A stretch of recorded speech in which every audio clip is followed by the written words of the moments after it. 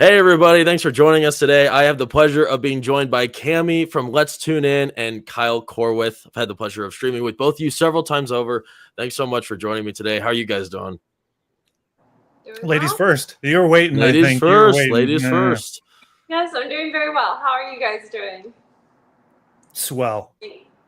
Swell. To borrow a phrase from the last live stream movie we reviewed, Jaws.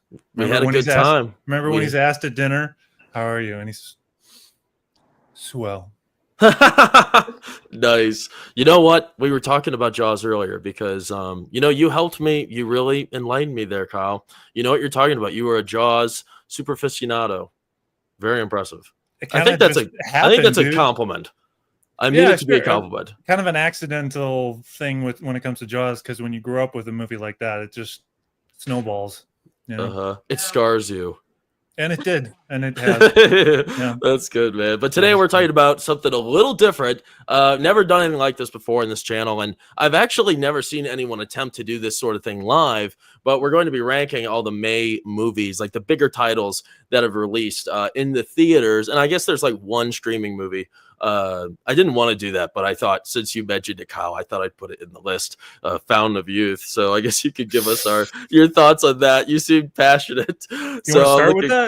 I think that's actually at the very end. So you'll all have to wait to the very end to listen to Kyle's passion speech about how much he loves Fountain of Youth. Oh, so, please don't work up to don't build expectations. I'm not that good at speeches. You're pretty smooth, man. You're come on, shut up, bro. You know what you're doing. You know what you're doing. I have breaks in between where I'm like Jordan Peterson, where I'm like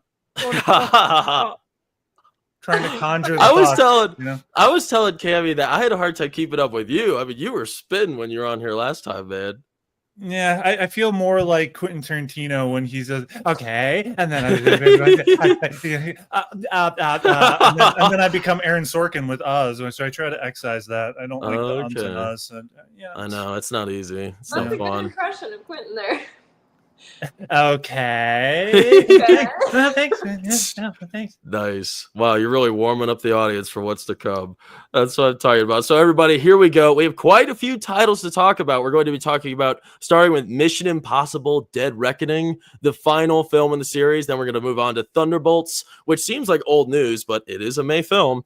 Then Rust, Alec Baldwin's controversial film that unfortunately however way you want to take it, ended his career. Yeah. Then you have Fight or Flight. That was kind of a sleeper. The Surfer, which I believe is definitely the hidden gem of this entire lot. Right after The Surfer, we're going to Friendship, the new comedy, dark comedy.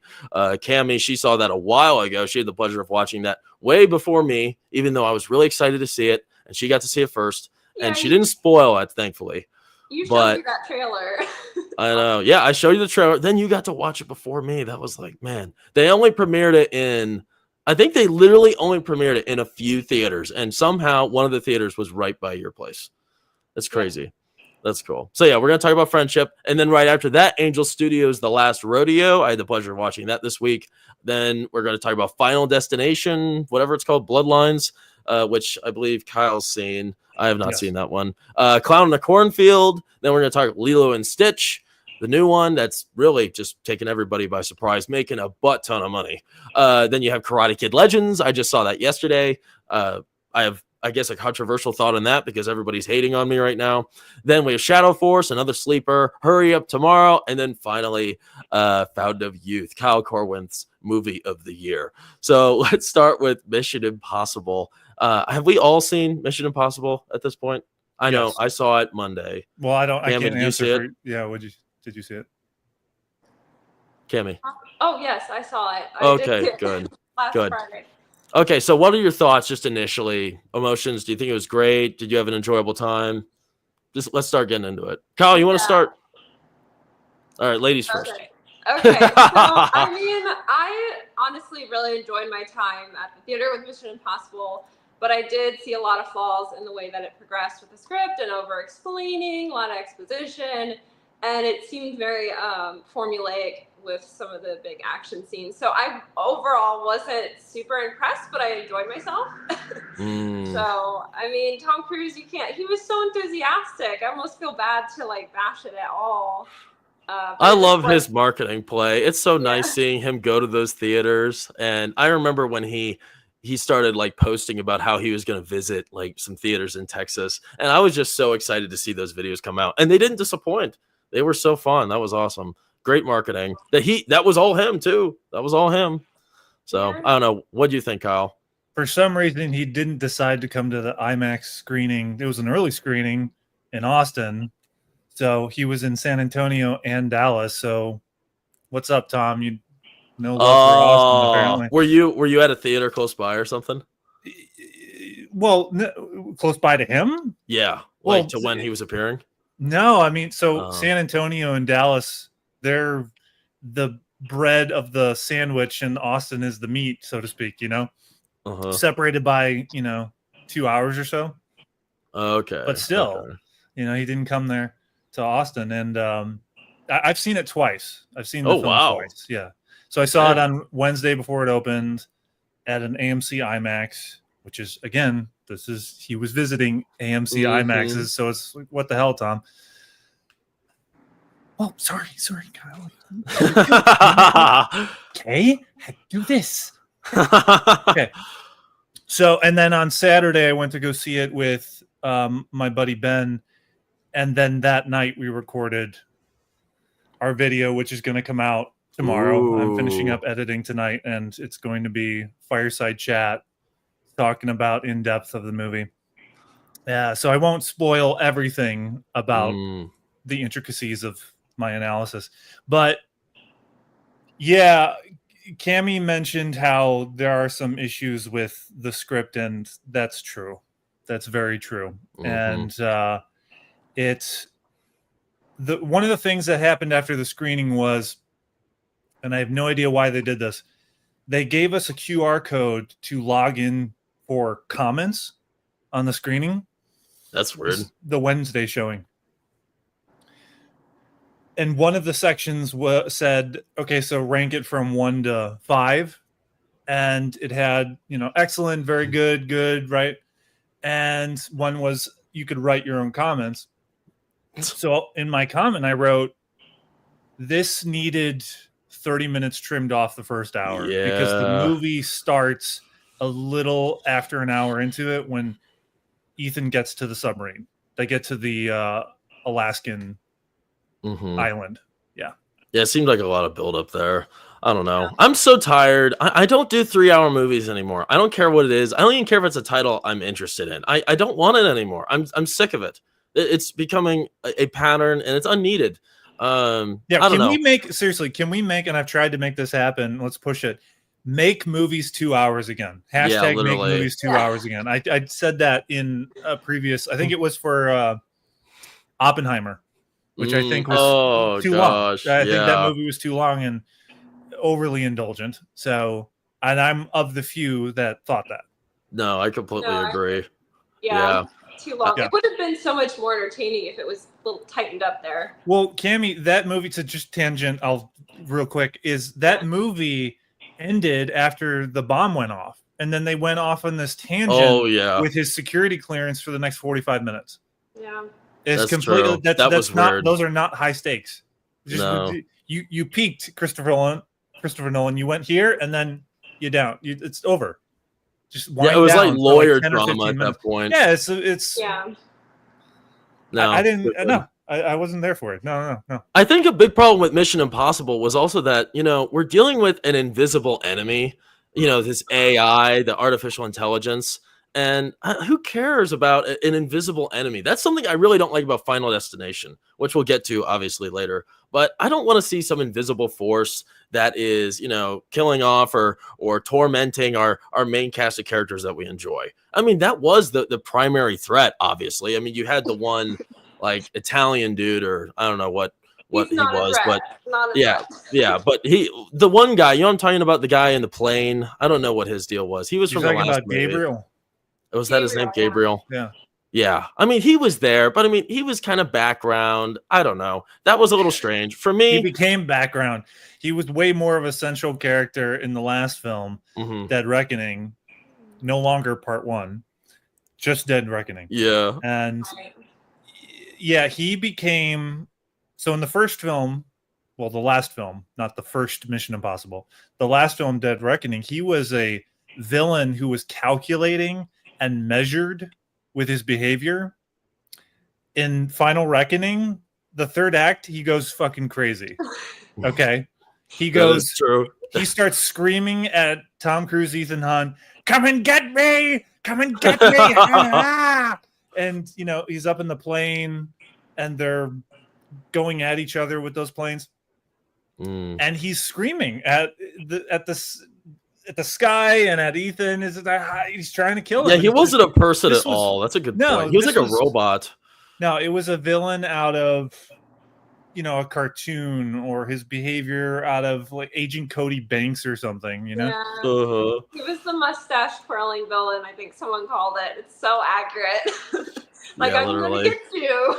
Yeah, he was a little basic. I think other than that, though, of course, everybody is talking about the same thing with that. You know, the submarine scene. Everyone loved the submarine scene. That was really exciting. I thought the plane sequence was insane. You know, what a great finale for Tom Cruise in the series. You know, literally jumping from plane to plane. You know, it's crazy. And, you know, that's a very vibrant display. So why don't let's rank it on here. So everybody, the way we're going to be ranking these things, we have a couple different classes here. I should have explained this in the beginning. So yeah, top of the barrel here, we have perfect, of course, even though 90% isn't exactly perfect. You know, that's the A to A plus realm, 90 to 100%. Then you have amazing, 80 to 90%, decent. You know, it's like, it's okay, 70, 80%.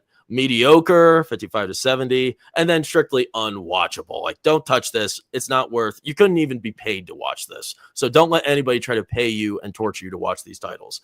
Then, of course, there are a few films we haven't seen here. And you know what? We're not completely blind to what it is, though. We watch trailers, we see clips. Some of us are more familiar with these titles than others. So we're going to put those in these two columns down here. The positive haven't seen. It's like, oh, you know, this actually looks pretty good, but I haven't seen it yet. Or, you know, it sounds good if you heard good things about it. The negative is like, oh, gosh, this looks terrible. The trailer's awful. I can't stand the cast. I can't stand the direction. No, this is a fail. Don't watch this. I haven't even seen it. Don't waste your time. So that's how we're going to be doing this. So let's put Mission Impossible in here real quick. Have you guys come up with your dictation for Mission Impossible Final Reckoning?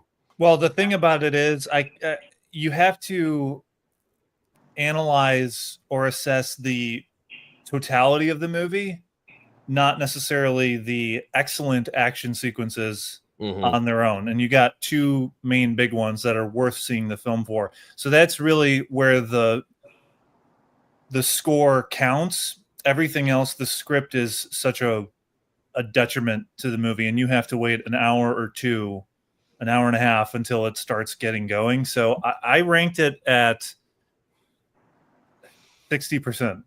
Oh, Kyle. Wow. Mediocre. I didn't see that coming. Because that script is mediocre. But wow. I would have rated it a lot less had it not been for those action sequences, man. Wow. Yeah.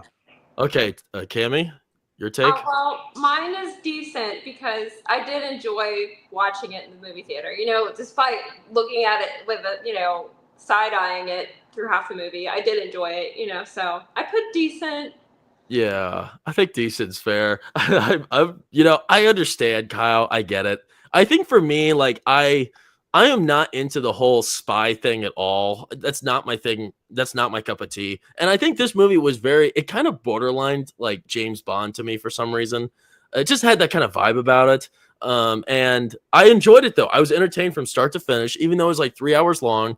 And I put it in decent. So I hate to tell you, Kyle, I think we got 2-1. We're going to put it in the decent category. You know, maybe I would describe it as decent. I just wouldn't describe decent as 70 to 80%. So it's just a preference. That's fair. That's fair. Okay, so we got the first film on the board. I'm excited. I love this ranking. This is so cool. Real quick, let's talk to the chat, everybody. Hey, Spricket, thanks for joining us. I always like seeing your cute little kid in picture. Proctophile, what's up, man? Oh, currently at work, but still here. That's what I like to hear, man. Thanks for joining us. Hopefully you'll. Well, you know what? You've probably seen everything we're talking about. Just with Jared, Mission Impossible 8, probably between unwatchable and mediocre. There you go. Breaks the tie. Yeah, feel free to tell us your guys' rankings too as we go along, because I'm definitely curious to hear what they are. Nads is here. Hey, What's Nad. up, nerds? She's enjoying Last of Us season 2. Final Destination franchise is my least favorite. Nice, good. Ouch. I like hearing that because I don't like that stupid franchise either. You know what Tom Cruise thanked? Oh, yeah. You know what? Tom Cruise thanked me for seeing this movie. He is welcomed. That's right. He did thank us. He thanked the fans for spending their money and spending their time with the movie. Clown and Cornfield, mediocre. Okay, so none of us have actually seen Clown and Cornfield. Nads, if you want to give us your input, that would be awesome. I think she just ranked it. Okay, well, yeah. I guess there you go. There you go. Mediocre from Nads.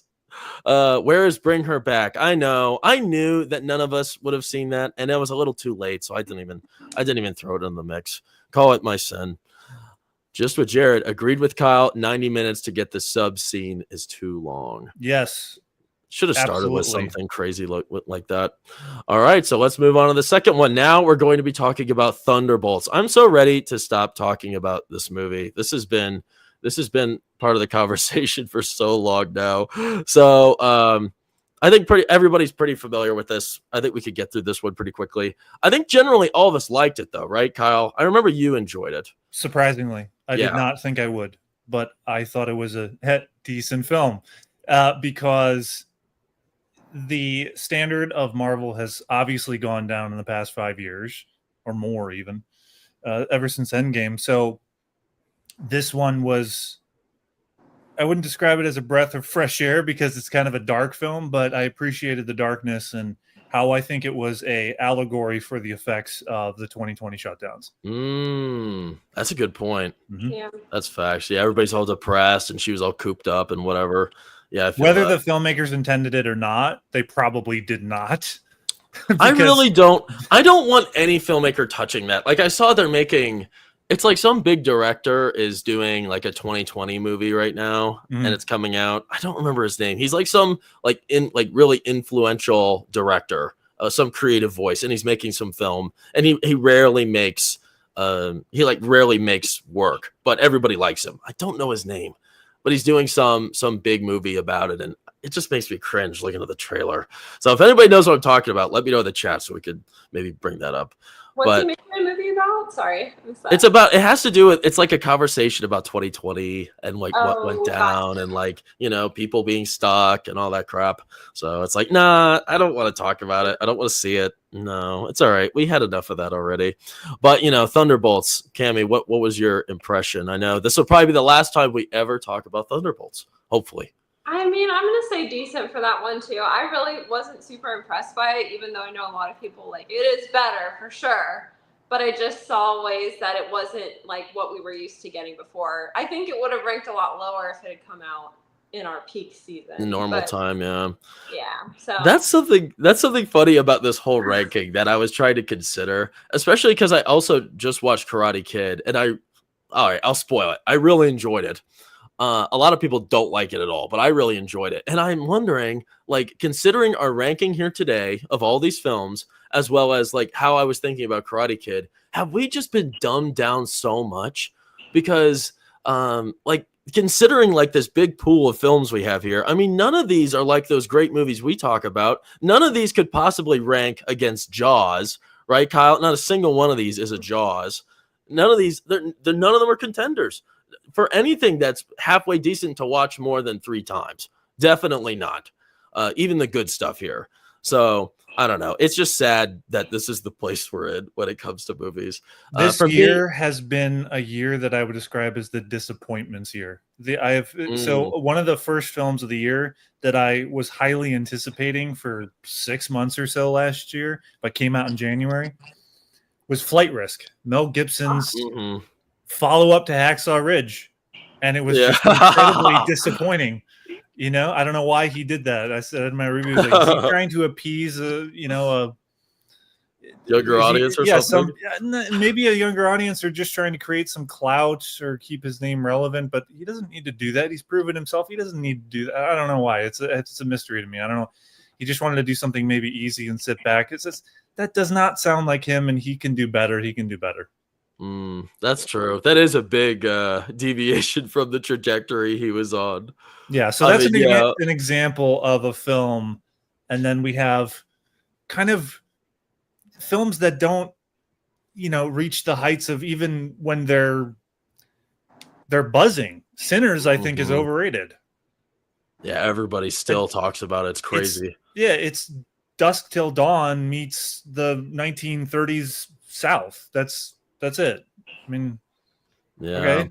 I know, it's weird. Like, that's an April film, and we're not talking about it here. There's still quite a few like early April movies that are still like in the lineup, and I wanted to add more here, and I looked them up, and I'm like, oh crap, that was an April movie. It's weird, just they can only pack so much in May, but it has been. I mean, there's quite a few movies we have labeled here, so I don't know. I'm still excited about these, even to make fun of them. For Thunderbolts, for me, I went in with no expectations, but I enjoyed it. I had an enjoyable time. I didn't think Florence Pugh was completely insufferable like I thought she was in Black Widow and whatever else. Maybe insufferable is not the right term. I just don't like her vibe. It's just not me. I wouldn't say she's insufferable. Just not really. I don't like the I don't like condescending attitude. Yes, that's it. Condescending. I don't like condescending at all. And she just that wasn't fun. I just didn't I wasn't inspired by her character, not like Black Widow. No, that's fair. And we got a semblance of, this is what I'll pat the back of the movie for, is you got a semblance of humbling and her getting rid of that condescending attitude. That's true. So maybe that's part of why I like the film, but mostly because of its allegory, connection. So.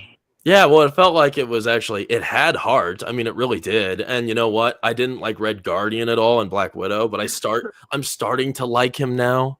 And I always liked US Agent, and now I like him more. So I don't know. I think it's redeemable. It's okay. But where should we put it on the list? That's where I want to start this one. So I think Thunderbolts for me, I don't know. It doesn't deserve better than decent. It doesn't really deserve better than decent. I think it is decent. I think it's a solid 80%. I say 70. Oh, wow. Yeah. Man. All right. Kyle's at a 70. I mean, even I gave it decent, and I didn't really love it. All right. Unanimous, decent. What number would you give it? What number would I give it? I think 70, probably, yeah. Oh, wow. All right. I guess I have a little more love for. What was it? What would you give it? 70 for Thunderbolts? Yeah, okay. We're in the same camp. We're in the same camp. Yeah. I mean, I can appreciate it was much better than the garbage we've been getting. Yeah, maybe that's part of it, right? I mean, that kind of factors into the ranking a little bit. We'll get to the garbage. Yeah, I know. We're not far from the garbage here, really. It's coming. It's coming in hot. The next film, Rust, is surprisingly not garbage. Well, I didn't really think it would be garbage, but, for audiences, if you aren't aware, which I think everybody knows, that, on set of Rust, Alec Baldwin, this was his next, I guess, big movie. I don't know. It's more of an indie film, a modest budget. But this was, the next thing he was working on. It's a Western, and it has a real interesting story. But I guess during one of the scenes where he was, firing his revolver, it was loaded, and he killed the cinematographer. And what's really touching and sad about the whole situation is that one of the highlights of Rust is its cinematography. It looks beautiful. It's beautifully framed. My gosh, you can't help but to long for the deserts of Arizona. It's really a beautifully framed film. And have either of you seen Rust, or is it just me? Did you watch it, Kyle? I know we talked about it. I haven't yet, and I was intending to. I just didn't have time to do it yet. No, you're cool. And what I do know is the history behind the making of this movie. Really? Fraught with drama and prosecution and, negligence on set. It's insane how all of look, this wasn't a sudden thing that happened with Helena Hutchins, the cinematographer, getting killed. It was a gradual lead up of signs and warnings that they could have prevented, Yeah. Oh, yeah. Well, I guess what was weird, isn't what happened, they used the revolver to just, to shoot cans or something in the background at one point in time. That is one of the instances in which they were in between setups or after wrap, they would shoot cans with actual bullets, and the armor, who was very young, but nepotism played a factor in this, folks. She was assigned head armorer because her dad was a seasoned professional armorer, and she was only early 20s when she was doing this movie. Yeah, here's an example of when nepotism can be really detrimental. But there are also other factors as well, mainly Alec Baldwin being a terrible producer. I know he is wrapped into it. He was, and I don't think he got in trouble for anything either. He got scot-free. He went to the trial, and he just, like, you see the video, and he starts crying after they dismiss the trial, and it's just, fuck that guy. It's a tough call. It's a tough call to figure out. He just got away with barely a wrist slap. It was just ridiculous. And the armorer got sent. She actually just got out recently, but on parole. Crap. But she was in for 6 months or something. Wow. Yeah. I know they've been sitting on this movie for a while, but I watched it yesterday with my mom. I think it was yesterday. And I quite enjoyed it. I thought it was great. And also another kind of morbid surprise is that the gunplay is really good. Great shoot scenes, a lot of great shooting scenes. And the story, it's an interesting little story. It's nothing too complicated. A lot of the perspective is in the eyes of this, I don't know, he might be 14-year-old boy. He lives alone with his little brother. The poor boy, he's the man of his house. Mom's dead, dad's dead. And, they're in the Wild West here. It's, every man for himself. And he has a very bad encounter with this other guy, and he kills him, and he is being tried to hang. So he's about to get hung one day, one more day, and he's done. He's out of the earth, and Alec Baldwin comes and he saves him. He's not a nice savior, though. He's really really gruff, mean, gritty. He doesn't care that much about the kid, it seems. You're trying to figure out what the relationship is, and you end up finding out that Alec Baldwin, he is Rust. That's his last name, I guess, or it's his cool cowboy name or something. His name's Rust, and he's the grandfather of him, and a relative sent for him to save him. So Rust's mission is to take his grandson, as far away from the marshal and the people in that town as he can, and travel all the way to Arizona. But while on the road, the marshal's right on his tail, as well as many bounty hunters. So it's a pretty crazy manhunt, and a lot of crazy stuff goes down in between that journey. So for me, I really did quite enjoy it. I thought it was a little slow, but if you're into Westerns, it's pretty good. And Alec Baldwin is excellent in this. He really gives a pretty chilling performance because, he cares about his grandson, but he's gritty. He's gruff. I think gruff's the perfect term for him. He's there to get the job done. And, he's an interesting character. You can't help but to feel sad for what's to come. So yes, Rust, it's a good one. I guess I'm the only one giving this a rating. Mm-hmm. So I'm going to put it at amazing. I think I'm going to give it an 80%, like an 80 to 81%. Dude, that's really high for a Western. I mean, I like what other Westerns have you seen? Can you? Well, let's see. I've seen all the dollar movies.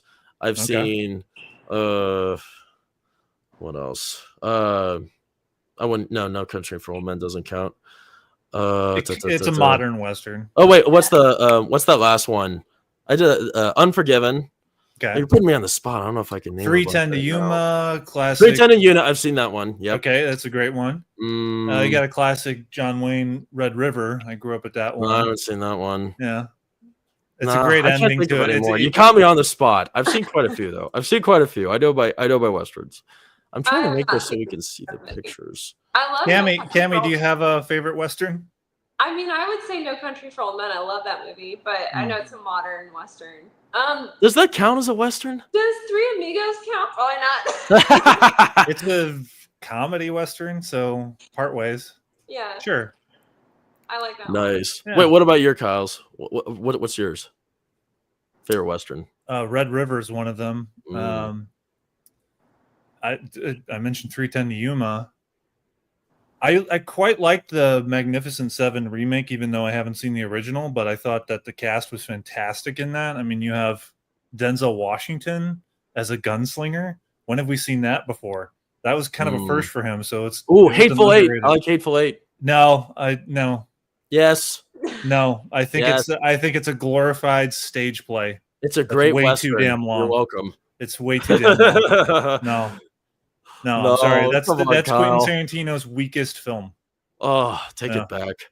Have you seen? He's got some weird ones, man. He's got one about some lady in an orange jumpsuit or something like. No, not. I'm not talking about Kill Bill. I don't know what it's called. Jackie Brown. Yeah.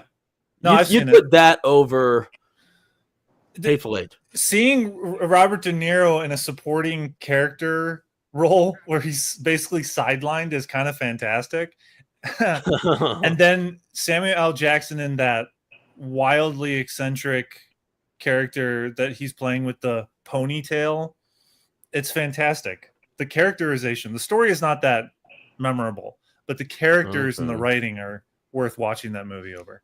All right. I guess you rest your case. I want to think of more Westerns later. I have seen more. None are coming to mind. Kyle, I know you've seen Fight or Flight. Cammie, have you seen that? I don't think either of us have seen Fight or Flight. I have seen it. I have a review on my channel. Oh, okay, good. So you guys talk it out. Talk about Fight or Flight. Maybe tell people what it's about. I know he's sort of like, from what I can tell, he's on a plane and he's there to protect somebody, and there's a bunch of assassins on the plane. Is that true? Yeah, he's kind of mission to track down the ghost, which the government is after, and there's a bunch of other assassins who are also on the same mission. So it becomes this really fighting bloodbath chase for the ghost kind of scenario. Okay. Yeah, so it's funny. Cool. I like Josh Hartnett coming back though. Like I love seeing him coming back to the screen because I think he's a great actor and brings a lot of presence. So, what did you think of it though, Kyle? I also have a crush on Josh Hartnett. I was thinking that literally that's what she's talking about. That's so funny. I've liked Josh Hartnett since the 90s when he did Faculty. I think that film still holds up. Yeah. And they could do with a sequel. And I think that would be really one of the rare times where a sequel could be a fitting. It's a fitting movie to do a sequel to, because alien invasion movies would, don't. It's terrible that they did a sequel to Independence Day. That movie sucked ass. But The Faculty is a small scale alien invasion film. That's what was special about it. Now the dangerous thing is if they try to make it bigger, right? No, keep it small scale. That was what made it charming and its own from other alien invasion films. Anyway, Fight or Flight, there are some sequences in it that are creatively done, a bit repetitive as you go along, but the thing that makes Fight or Flight worth watching is Josh Hartnett. His comedic timing, his presence and he's always had this, he's had a connotation to Harrison Ford's screen presence. He's always had that, and it's actually a little more subtle. He's got to be in the right role for it, and he here is doing just a good job being wacky at times, emoting in others, and everything around him though could have been more variated with the assassins, because everyone looks like a stuntman. Because they are stuntmen. They're in field jackets, and they're all sitting up front in coach. And we later learned that the majority of the passengers are assassins, but they all look like buffed up stuntmen because they are. And here we go. They're gonna fight them. And the other eccentric characters you get a few of them, like the Triad Chinese fighters. So there are a couple assassins that have their own eccentric design and characters. They could have done more of that. But yeah, the MacGuffin character of the ghost, this hacker chick spoilers, and we're supposed to think that it's a dude, and you don't see the person on security camera footage because they make it so that they're invisible. They're blurred. They're blurred out. Like they have a so cool mosaic, blurred thing over the screens. But when you find out that it's a woman and she's about 5'5", maybe even shorter. Yeah, she's Jenna Ortega level short. And she's just unlikable. And why do we want Josh Hartnett to take care of and fight for an unlikable person? And we're supposed to like her because we find out that she was human trafficked. And she goes on this speech about what happened. And it's so unnatural. The actress is not performing it in a way that you can tell, wow, there's trauma behind her voice. No, she's just doing the lines in an audition, what it felt like. I'm just gonna I'm gonna say it dramatically, but you can tell there's no true feeling behind it. But yeah, on the positive, Josh Hartnett is the reason to see it. And if you shoot him up, or in this case, slice him up, it's more of a slice him up movie. It's really gross, isn't it? Isn't it like really gory? Gory, slicing people on the plane. That's what turned me off. I was like, whoa. But I mean, other people love that kind of style. So is it like super graphic? The CGI is not too good, so it's not like that intimidating. It's moderately graphic. It's not super graphic. Yeah. Okay. All right. So what are you putting on the rank here? Where's Fight or Flight going? Where did I put it? I wrote all this down. Good to see you. Yeah, I think it's a solid. It's not, I don't describe it as mediocre, but I would say it's in the middle of the road of 50. I would say 55 then. 50-60% in the category in which it's an action movie, fun. It's not. I don't take it that seriously, but Yeah. If the script was better, it would have. Yeah, if the script was better, the casting was better with the ghost, and you create more of a relationship between Josh Hartnett's character and the ghost character, it would have been so much higher because you already have you facilitated the action, okay, but the casting has to be there, the writing. I'm repeating myself. Anyway, go on. Yeah, I've rated 60% or so, 55. Yeah, I mean, I think I like that the movie's not taking itself seriously, and I do think Josh Hartnett, if he weren't in this would be a crap movie. It would not be worth seeing if it didn't have his presence. So I would put it in mediocre too. Although I still think it's fun. I like that it ended open-ended, but I don't know if I'm that excited to see another Fight or Flight. I'd like a sequel. Yeah, so I would put it mediocre as well. Oof! Wow, that's scraping the bottom of the barrel if they make a sequel to that, right?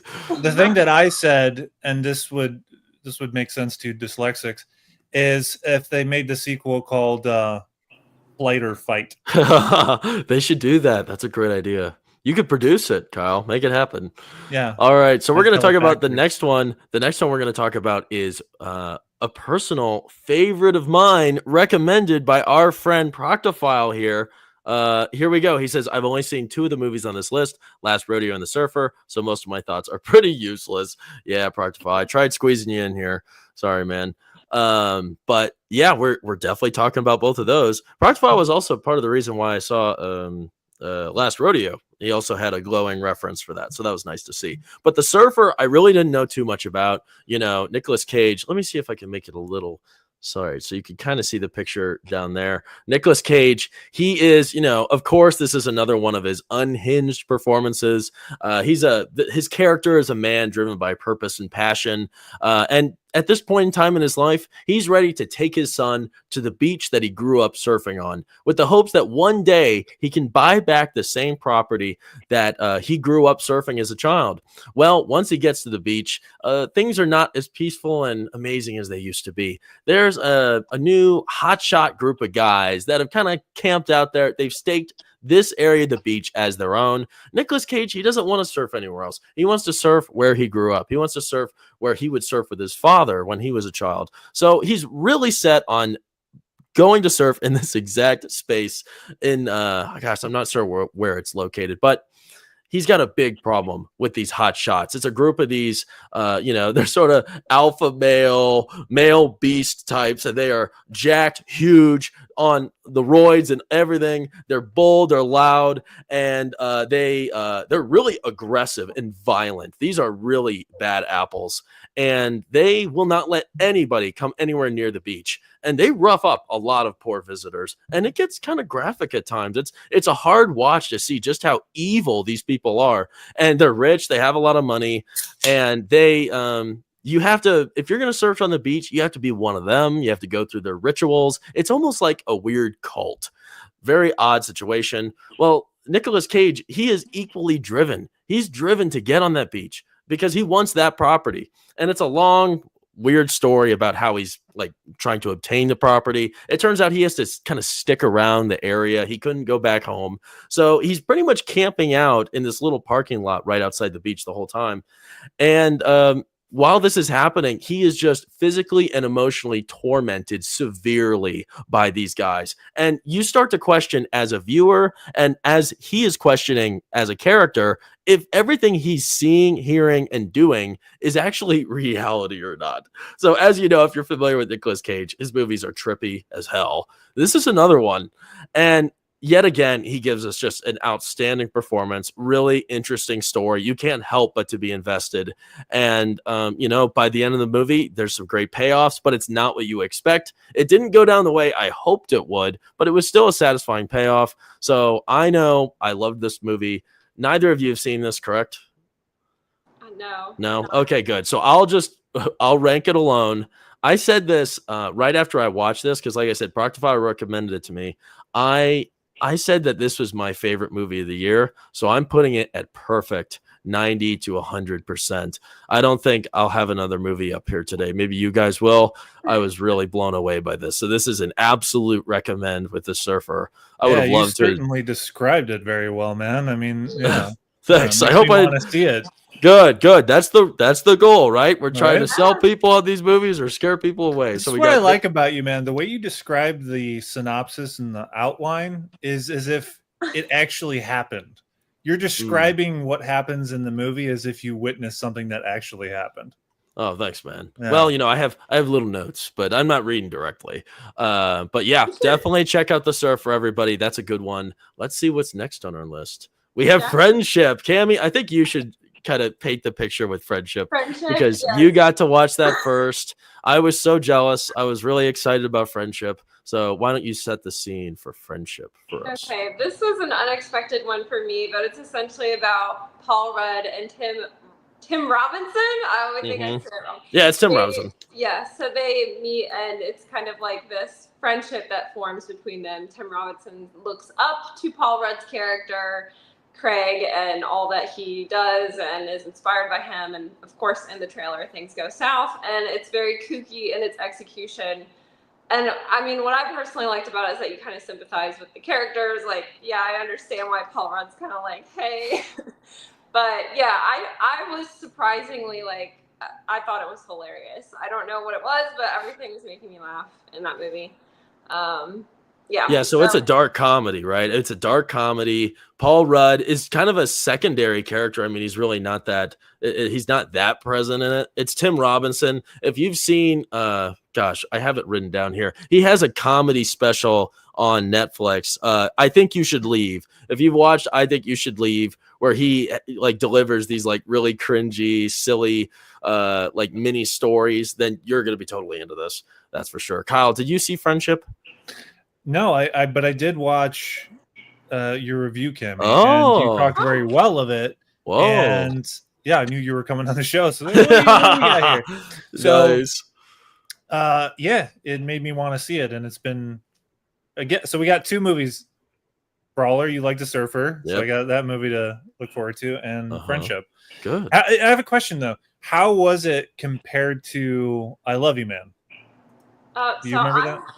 I haven't seen I Love You, Man. I don't know if Jackson has. No. Is that Tim Robinson? Paul Rudd. Oh, Paul Rudd. No, I haven't seen that one. Is that any good? It's one of the rare movies where it's about a bromance essentially, and it's about two guys that break up essentially, and Paul Rudd plays a guy who's getting married. He doesn't have any friends, and that's not Wow. a subject that people talk about. Yeah, older that sounds guys, just like this. wanting to have friends and make them at a later part of their life. And the other film that kind of touched on that, of older friends breaking up and just male camaraderie and how what that happens and the awkwardness that can occur, is the Banshees of Inisherin. So there are very few films that talk about that subject, but it is a thing that happens. Mm-hmm. Yeah, I think what's like the highlight of the movie, because I saw Friendship, and I was really excited for this one. I've been looking forward to this for a long time, and it ended in a way I was really disappointed by. I'll tell everyone, I really wish this is just like not. Don't spoil it for Kyle though. Well, is it Yeah, spoiling if man. I say it? Okay, I just won't even say it. Maybe I'll tell you later. But it ended in a way that I was hoping it wouldn't go. I wanted something way worse to happen, which you know what I'm talking about, Cammy. Yeah. But it's it's a funny movie, dark comedy. For me, it was like half funny, half not. I'm hard to please when it comes to comedy. Tim Robinson was pretty funny with Paul Rudd, and I love some shocking reveals with Paul Rudd's character. I really didn't see coming. But for me, it was mostly sad. I thought it was sad. A lot of the time, I was feeling for poor Tim Robinson, because you know what? All right, I'll say this much. I mean, his marriage isn't working out too well. He has no friends. His relationship with his son really isn't that it's not strong at all. He's alone. He's a loner in this. He's awkward. He doesn't get along with anybody at work. And everything's just kind of sad for him. Nothing works out well. And, he's trying so hard to be friends with Paul Rudd and those guys. And it's funny seeing that. But for me, it was hard to watch in a way that wasn't so fun. So everyone was dying in the theater I was in. Reasonably so. It was funny, but it's like, geez, what are you guys smoking? Because it's not that funny. So I don't know. Cammy, what do you put rank wise? It looks like it's just you and me ranking this one. Do you have it at the top with the Surfer at perfect? I sure do. I thought it was perfect. Wow. Are you serious? Yeah, What? I don't think it's taking itself seriously. Like, even the way it ends up, it's making fun of the whole scenario. It's just like, this is silly. Don't take it seriously. Wow. All right. Well, what number would you give it? Like percentage? 90 to 100? I'll probably give it a 90. I'll give it like. Okay, good. Low 90. That's good, because I'm giving it a decent. And I don't even want to put it at amazing. Gosh. But you know what? That's the divider, I guess. Okay, That's the divider. I guess amazing. You got lucky here. Friendship's at amazing. That's being generous. It's a very low amazing. It's at 80% amazing. Because I have it at like a 75. I'll give it like a 76% decent, like my own rating, but we'll combine ours for that. All right, so you got Friendship there, 80 to 90%. Next up, let's talk about The Last Rodeo. Cammy, did you see that one or no? I didn't. I didn't have a lot of interest, although I do like Angel Studios. My gosh. I'm sorry. Cammy, how dare you? That's a big one. Why? How dare her? Well, you know what? So no, I have a reason. There you go. Well, let me say it. So, Cammy and me, we talked about King of Kings, the Jesus animated film, and it was funny. Nobody was in the chat the whole time. I don't know how many people were watching, but at the very end, Angel Studios actually commented in our stream, and they were talking about how they respected our criticisms and thank you for watching. It was cool. And then afterwards, they reached out to us again in the comments and said they wanted to use clips from the stream for their advertising. So I thought that was pretty cool. So it's like, thanks guys. Thanks Angel Studios. And that was really, I mean, that hyped me up. And that was part of the reason why I saw Last Rodeo, just because it's like, that was cool. So I wanted to support them, as I always do. I've always got high things to say about Angel Studios. I love what they do. And, really they are truly the last studio that wants to give us any inspirational tales about anything. I mean, you don't have to be a religious person to enjoy them. It's very lightly sprinkled. It's mostly just about, just virtue and morality and being a good person, and just stories of heroism and sticking up for the little guy and, being the best version of yourself. So I love the stories they tell. And with The Last Rodeo, let me see. The picture is down here. It stars Neil McDonough. He's like this. Let me see here. Yeah, it's a heartfelt drama with Neil McDonough. He's kind of becoming the poster child for Angel Studios, which I love. You know, you might be familiar with him. He was in Yellowstone. He was one of the villains in Yellowstone. He was also, let's see, what's some other big appearances he was in? He was in Band of Brothers. He was one of the Ally soldiers. He was also in Captain America: First Avenger. He had a mustache, big like handlebar mustache. He helped Captain America out. Yeah, he did. I don't remember what their like ragtag posse was called. But you know, those are just a few of his titles. He's been an esteemed actor for a long time. I guess he wasn't necessarily canceled for his religious beliefs, but you know, he hasn't been given a lot of big opportunities because of that. So he's been doing quite a bit of work with Angel Studios. And this movie, I don't think was you know, particularly marketed the best. I haven't seen too much on it. But, you know, I respect my theater because I see posters, I see trailers, big cardboard cutouts from the film. And it's like, wow, here it is. It has that much going for it. And I just love seeing Angel Studios, you know, their marketing material alongside the other box office films. It's just insane that we've gotten to this point where that can be be one with a contender with the big box office film. So that's really respectable. As for the story here, yeah, he plays like this kind of a retired bull rider named Joe Wainwright. I thought you were going to say something else. I don't know what you're thinking, bro, but yeah, he plays this retired bull rider, Joe Wainwright, and he really isn't all that interested in getting back into bull riding. It really kind of screwed up his back, and I think it broke his neck at one point. But his grandson gets diagnosed with a life-threatening illness, and of course, his family doesn't have any money. They have enough money, but it's like not enough to pay for this extensive surgery. So he agrees to get back into bull riding and to go through that rigorous process of getting trained for that. And a lot of the film is kind of a character drama. You know, grandson's dying, the family's sort of in tatters. Neil McDonough's relationship with his daughter isn't the best, so he's trying to mend that, as well as getting ready for this big job that he's got to get back into the game. And it's dramatic and it's a touching story. It's about family. It's about, you know, leveling up yourself to conquer a challenge that is, you know, holding you back from being who you are and who you're meant to be. And I don't know. I think it kind of, it targets a well of a topic that nobody really ever, something we don't really ever see in film, which is the rodeo. I mean, I can't tell you how many people, even just around here, love the rodeos. The rodeo is just one of those things.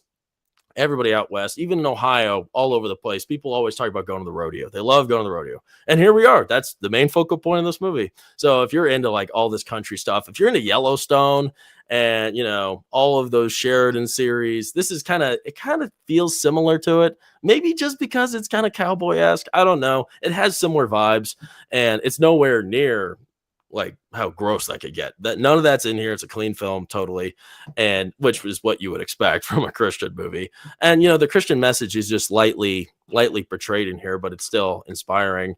But how for do you me, mean by it gross? How gross it can get? Oh, come on. You know Yellowstone, Kyle Corwith. Gross? In what way? You know, inappropriate material, Kyle. You mean sexual content? Yes. It's okay to say that. I don't know. There's certain Yellowstone words didn't have a lot of sexual content. Oh, shut up. No way, bro. There was like 3 every episode, bro. I remember. Yeah. Is it really that heavy? I've never seen that show. Oh yeah, it was bad. I mean, I'd skip, but I mean, it was there. It was there. Kyle, I guess he just, you know, he glances over. Good for you, Kyle. Good for you. But Last Rodeo, it's a good one. It's not Angel Studios' best, unfortunately. I did enjoy it, but it was not a tearjerker for me. I didn't find myself particularly that inspired, but I did enjoy it. It's still worth checking out. So I'll give it a decent. Oh, whoops. That's Final Destination. Wrong poster, bro. I know, those are very different films. Get it right. So we're going to get decent here. Now let's talk about Final Destination, a film that is probably the opposite of The Last Rodeo. I haven't seen it. Kyle, you have seen it. Cammy, have you seen Final Destination? I have not, but I've heard good things about it. I've heard a lot of positive things. So. Okay. All right, Kyle. So I guess you got to give us the lay of the land here. Yeah. Well, okay. So the film starts off as a prequel where we get to see all of the lineage, or most of the lineage, of all of the characters that we had seen leading, for the other past films. And it's a scene that takes place in kind of a Sky Needle restaurant, and the typical Final Destination thing occurs where it's a chain reaction, Rube Goldbergian occurrences where, Penny goes rolling down, blah, blah, blah, chain reaction, hits this, it hits that, and then, the thing starts to collapse. The character, this woman, she has the premonition and she stops it from happening. Literally, actually, this is one of the rare times where she actually stops it from happening because she stops the chain reaction. And normally in Final Destination films, it happens anyway. All you can do is take people out of the equation, and those people that are taken out of the equation through the premonition and you get them out, those are the people that are on the hit list for death. And that's the plot of every film, essentially. And it does play out the same way with some interesting aspects to it, in that it plays around with the timeline and introducing the lineage of people, the parents or the grandparents of the young people that are mostly populating this franchise. There are, if you go deeper into it, there are some plot holes in terms of the rules, if people, the first occurrence on the Space Needle restaurant, if they get away from that, then are the children on the hit list or are they not? It's like, how far do you go with this? Because there are rules that are introduced in the second, in which, so if a new life is born, because there's a pregnant lady in the second one, and if it's said that in the film, if she gives birth to this baby, then this will clear their names, essentially, because new life is introduced into the equation and it makes death back off, which is actually kind of implying that life isn't happening in the womb. So I don't really appreciate that the movie basically implies. But those two people that survived in the second film are apparently the only two people that have survived in any Final Destination movie. Wow. Spoilers. Wow, you're spoiling it for me, man. Well, those are the top of my list. Well, I'm implying that at the end of this movie, Bloodlines, people die. The same way that there's the twist that they get away at the end, but the next ending after that is the surprise twist of, whoa, no, we didn't beat death. So, yeah, I mean, I'm trying to think back on some of the deaths, and that's the troubling thing. I remember more of the deaths from the previous film, and I think the first film is the best because the first one sucked. The first one's amazing, dude. What's the matter with you, man? I didn't enjoy it at all. That's why I'm not watching this. I didn't even like the first one. The same day that you watched Jaws for the first time? Jaws? I had a movie marathon. I saw all the good ones. Yeah. So yeah, dude, that movie is basically like an extended X-Files episode. And they did an episode or a couple in the line of that on X-Files. And the reason I'm that is that way is because the director of that movie came from directing X-Files episode. Oh, wow. Episodes, yeah, on the show. The tonality of the movie, the cast, the writing it's like a classic in the way of how Scream is, and it made its own kind of funhouse death genre without being too disgusting, the way that torture porn movies like Saw and Hostel brought about. Final Destination never became that. It was always tongue-in-cheek with its violence and was fun. And what I did, if I think back on my reactions rather than trying to recall specific deaths, because I'm having trouble. The one that comes to mind of a death that is notable is that the character from the opening of the movie, the prequel of the portion of the movie that happens in the 1960s, she's now older and she's been hiding out in a cabin for 30, 40 years or so, maybe even longer. And her granddaughter comes to visit her to figure out why is she having these nightmares of that memory that she didn't experience, but her grandmother did. And in order to prove, even though you've been having this premonition that your grandmother had an experience about, she still doesn't really believe her, even though she's going to visit her. She gets this explanation and all of these things in the cabin, I'm putting this precaution up, yada, yada, these contraptions. And she has this book that is detailing the history of the Final Destination characters that have happened in the past 20 years or so. Oh, wow. That's cool. And she offers it to her, and her granddaughter says, "Oh, no, I'm okay." And then she's like, I think I'm just, I need to sleep it off or something. Well, really, you got to sleep. You've been having a bad dream, so recurrently.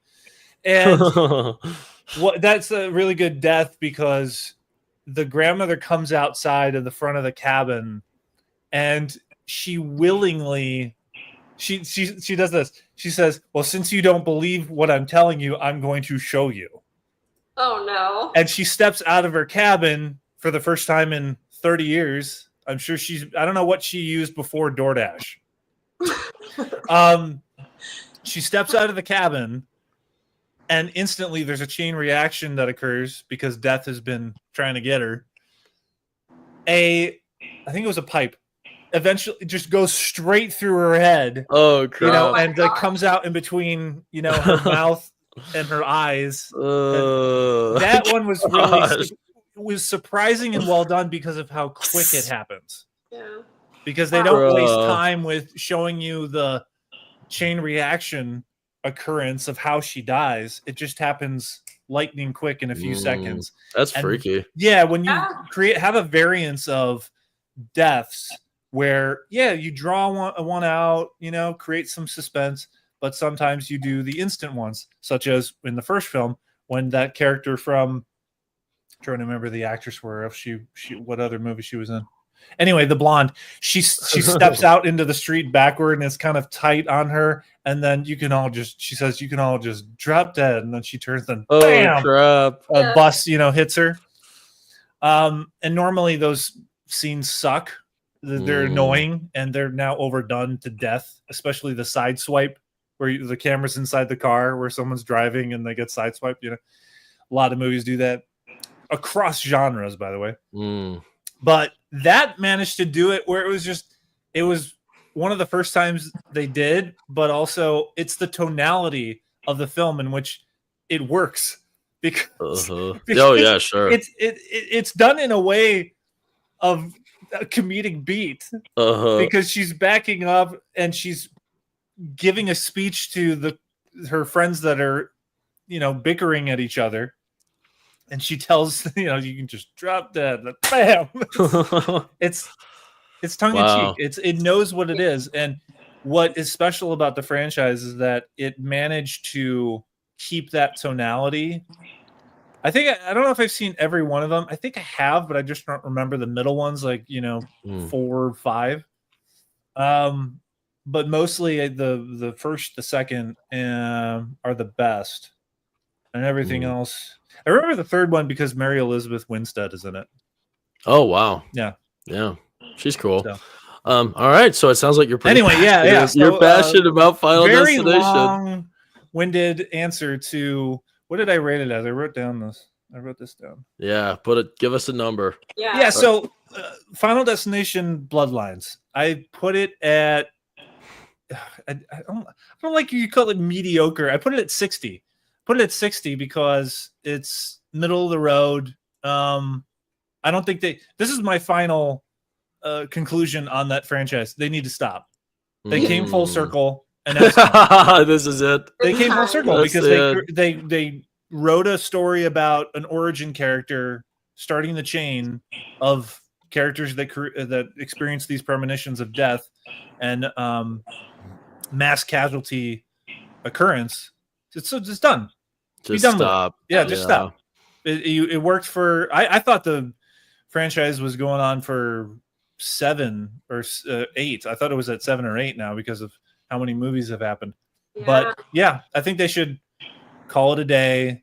If they're going to revive it, which eventually they do, because that's the natural occurrence, the natural order of Hollywood is if there's a franchise that remains dormant, they will resurrect it. An untapped well. You know, I was at a horror convention a couple months ago. I was able to get them for free. Just kind of snuck in. And I saw the actor, the main guy from Final Destination 1, and he was just a kid in that one, you know, in the Devin plane. Sawa. Yeah, I saw him, and he's old. It's weird, man. He doesn't look the same. No, he doesn't look the same. He's old now. It's crazy. You know, I didn't. It was. Did cool you tell him that? I said, "You look you're so old, man. You're old." I thought you were like 18. Nah, he was super old. I don't care, but it was just funny seeing the difference there. But he's okay, 46 now. 46. He still looked good. He looked good. He just looked like he wasn't like a 20-year-old anymore. No, he's just very different looking. In his performance in the first film, I just love how enthusiastic he is. His performance in that, when he's talking about how he's breaking down things and his theories about what death is doing. It's just he's so animated.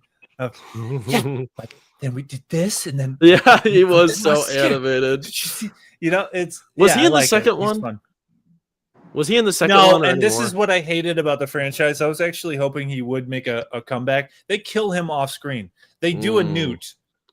The way that Alien 3 killed off Newton Hicks. They just kill Devin Sawa's character off screen. That was stupid. Oh, wait, for the second one? Because I don't know if I've seen 2.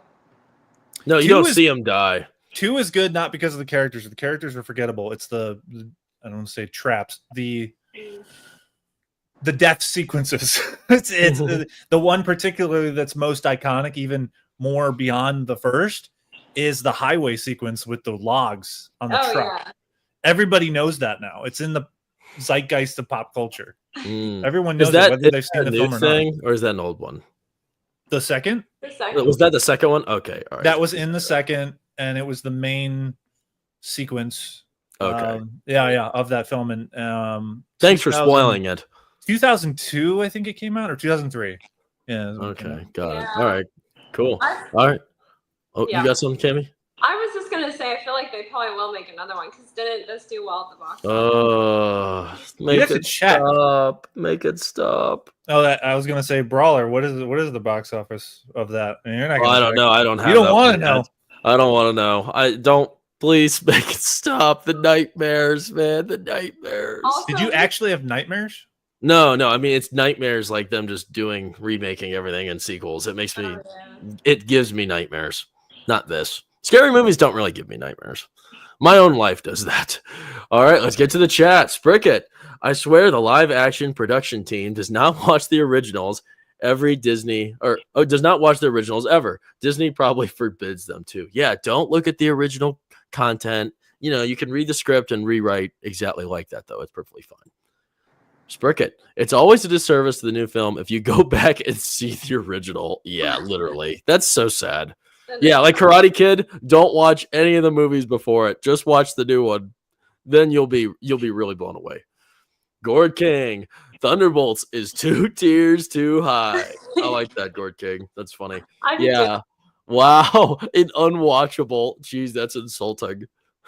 Just Jared agrees with him. We should bump Thunderbolts because to mediocre. I kind of agree. We could do a last minute change. I don't know. I think it's higher. I give it like a 75. I think we already figured it out. It's too late. You had your chance. Oh yeah, Megan knows what I was talking about. The stuff with Beth. Yeah. Beth done. Yep, everybody. Don't talk about it. Here's the thing. They actually had restraint. Past that topic. We're past that topic. All right. Wilkie. Oh, Wilkie's Movies and Music. What's up, man? Blood Wines was a fun. Ooh, it was a fun. You're right. Well, actually, no, I don't know, but it sounds like it was a fun to Kyle. Yes, Corey is right. It was fun. It wasn't the Okay, best good. of the series. Fun. But it's still mediocre. I don't describe it as mediocre. I just describe it in that percentile. Okay, all right, got it. See, I mean, 55%. Yeah, it's kind of. I guess that maybe is a little broad. I don't know. I think it's kind of fair. I mean, this is grades right here. I mean, that's a better word, I think. Fair than mediocre. Okay. Yeah. All right, I guess mediocre's pretty demeaning. Okay, so yeah, because I think every time a mediocre, I hear in Morton Joe from Mad Max, mediocre. Yeah, literally. Gord King, Bloodlines is fine for a Final Destination movie. Make of that what you will. All right, he says fine. Oh my gosh, I love the septum pierce guy in the movie. You know that's what she's talking about?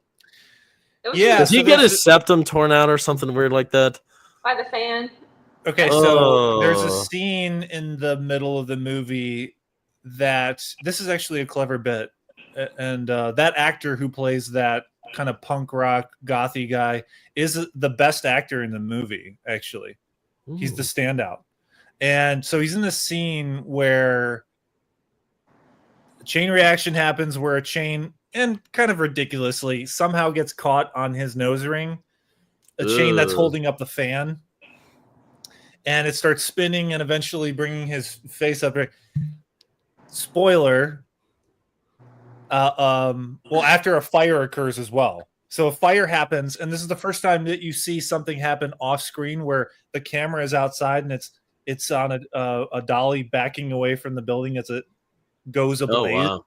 Right. And we cut to the other characters who think, he's dead. But it's then revealed that he's not dead. He survived that, and his nose is fine and all that. Oh, that's good. Yeah, right. That's a little twist. Like that, just one of the things. I'm glad he's okay. Those expectations, and the reason being is because he finds out that his dad is not really his dad. So his dad, the person he thought was his dad, is a part of the lineage from the woman from the first event in the 1960s. It turns out that it's a random neighbor we never see, and there's a funny line where he runs after his mom runs after him as he leaves the house, and he finds out that his dad is not his dad. He says, "So that's why blah blah blah wanted to play catch with me all the time." That was a funny improv, probably.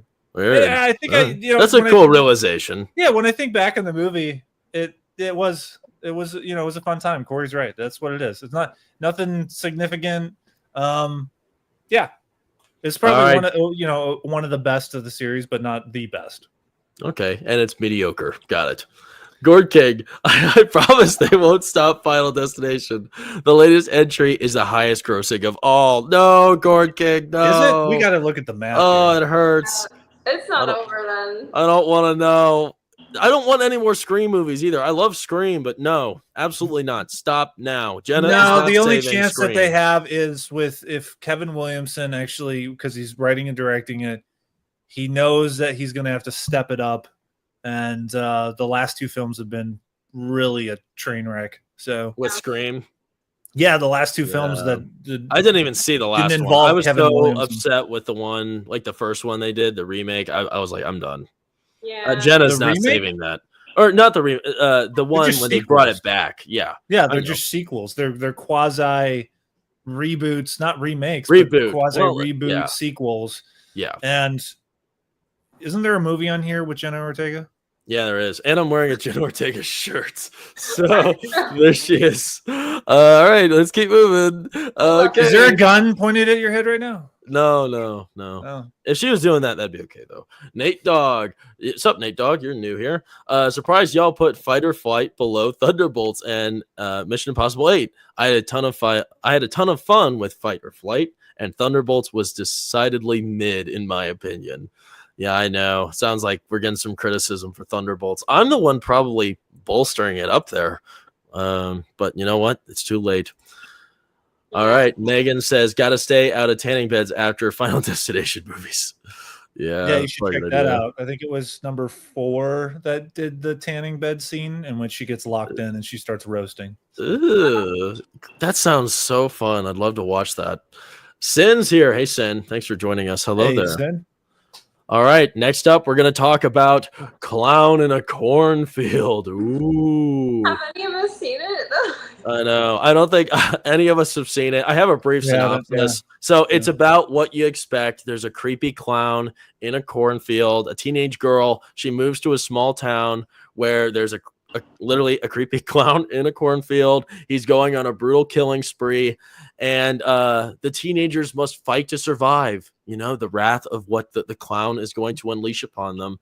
And I have on Film Threat, they had the director on there, and he definitely made me more interested in the movie. It's not just simply some silly slasher, from what I heard. I don't know if it's like super gory, like a Terrifier. I think I was under my impression it is. If Nadia is still here, maybe she could tell us. But because I want to know if it's like super gory, because I was almost tempted to see it, but I do not like Terrifier. I don't like that stuff. I just don't want to see super gross stuff. So I did not watch it. I don't think any of us watched it. I think maybe we should just, I've heard positive things, so I guess maybe I'd put it in positive. Haven't seen. Yeah. What do you guys think? It was good, surprisingly enjoyable. So okay, so positive for you, Kyle. Did you say people are saying that in the chat? Yeah, Okay, Sin's saying it's not nearly as gory. Okay, that's good. Oh, she liked it. Okay, yeah. All right. We'll put it in positive then. I think it's definitely more in the positive then. All right. Sounds like we got a good judgment there. So I probably won't see it, so I'll never know. You're missing out. Well, even though we haven't seen it and we're listening to the comments and other people's take, actually it gives a variance of our results of people to make a decision whether to see it or not anyway. So even if it's a good variance. Right. So we like everybody talking about it. Yeah. Oh yeah, here Wilkie has something. Clown in the Cornfield was one of my mystery movies. It wasn't able to go to it. Great input. It's all right. That's a shame, man. It sounds like you might have missed out though, because everybody seems to like it. So maybe it's worth checking out. If it's not that gory, I want to see it. So maybe I will. Next up, we're going to talk about Lilo and Stitch. Cammy, I know you just saw this. Kyle, have you seen Lilo and Stitch? You could just put that in the haven't seen negative category for me. Yeah, literally same. Literally same. What? No, I haven't. I don't care. I don't want to see it. Sorry. Guys, I really enjoyed it, but I know that it differs from the original, and I haven't seen the original in so long, so I didn't realize the difference, but they really nailed Lilo and Stitch, the characters. So I did really find it heartfelt. I know I might get slammed for it because people are like, Nani, they just ruined her. And they did mess up Nani's character. What was wrong with her? So in the original animation, she really fights to keep her sister, and that's her resolve. She knows that she wants to do that. In this one, she's kind of listening to the social worker and being swayed and unsure of what to do because of all the issues. So she winds up saying, okay, I guess I have to, give her up, essentially. So, but I took it as maybe she's really young and just unwise and, making mistakes. So I didn't see it as a huge negative like everyone else. But it was my favorite Disney live action that I've seen. And I hate Disney live action. I hate Disney live action so much. Yeah, everybody has positive things to say about this remake compared to all the others. Yeah, I could care less. I don't care about Disney animated at all. I never really have, even when I was a kid. I don't know. It was always just it was just not something I was interested in. I always liked weird, more creative stuff.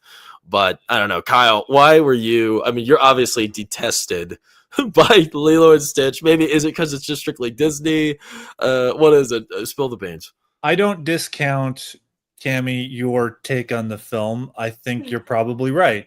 The thing that I don't like about this happening is because there's already a movie that was made 20 years ago called Lilo and Stitch, and it was a fine animated film. All this is a blatant cash grab by a monopoly company. Yes. Okay. So I don't like that, and I don't want to support that. Even though the film might be decent or good, they're just leeching off of the film, copy and pasting. It's just So I don't have any interest in seeing the film. Who No. wants a remake of anything? Do you want any film remade? I don't want any movie remade. Yeah, the ones that are not as good of movies. That it used to be that way. It used to be that the movies that got remade were more obscure or not good movies. So the whole point was, oh, we have a reason to make a film and remake it, is because it wasn't that good. Let's do it. Let's give it a go. But they're too scared to do that today because it failed the first time, without having the confidence and the courage to say, hey, we can make this better. Good idea. Let's make it more kick-ass. Let's make it better. Right. All right. Yeah. All right. So I guess Kyle and me, since you know what, we have a shared opinion, both putting it in unwatchable. Got it. Oh my god. No, so wait. One of my I'm just playing. I'm not here. doing that. We'll give you. You have the final floor say. here. You Yeah, have the the final final say. say. You actually Yeah. saw it. Yeah. So what? I'm curious. Where do you put the percentile? No, literally, I came out and I loved it, so I would say amazing. I know it's high, Wow. but I did enjoy it. I'm not. All right, there we go. I hate Disney too.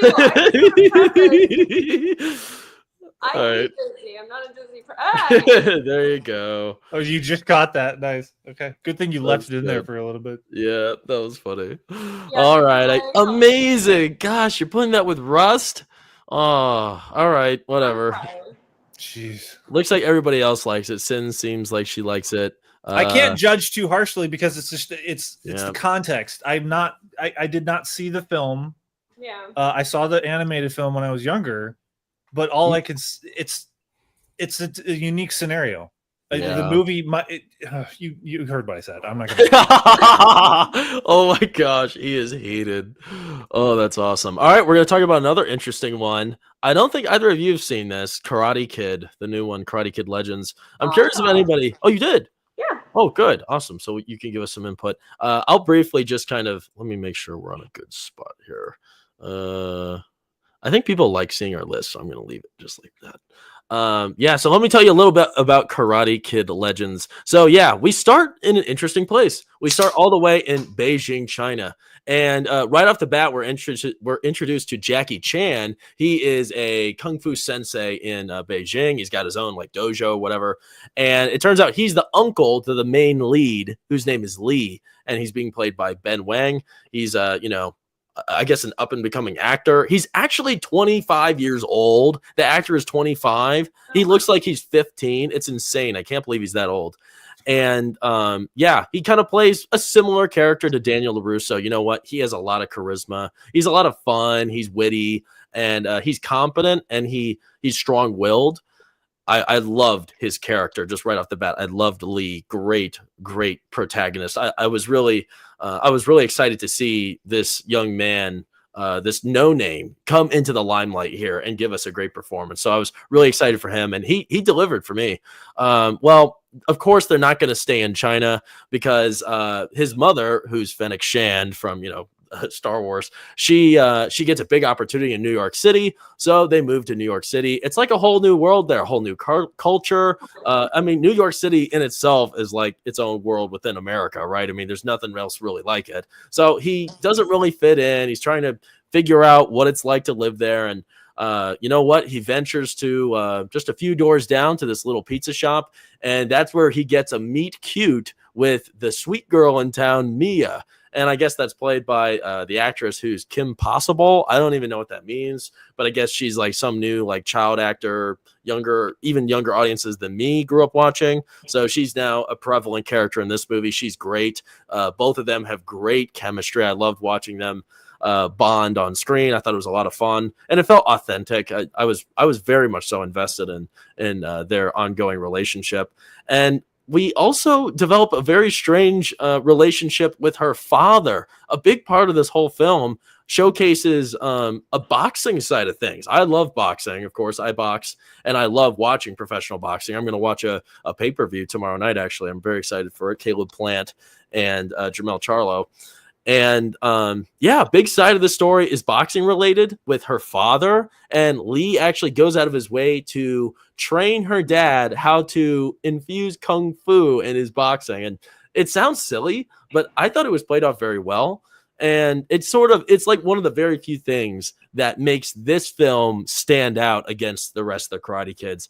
Otherwise, it's very much so copy and paste to the original film. And I don't know if we really need to get into that. I know you definitely probably have some things to say, but of course, not everything is hunky dory in this situation. As he's starting to develop this relationship with this girl, there's another boy in town that still likes her. Ooh, it's her ex-boyfriend, and he doesn't like that his girl is interested in fancying some other guy, right? So of course he has to interject, not intercede.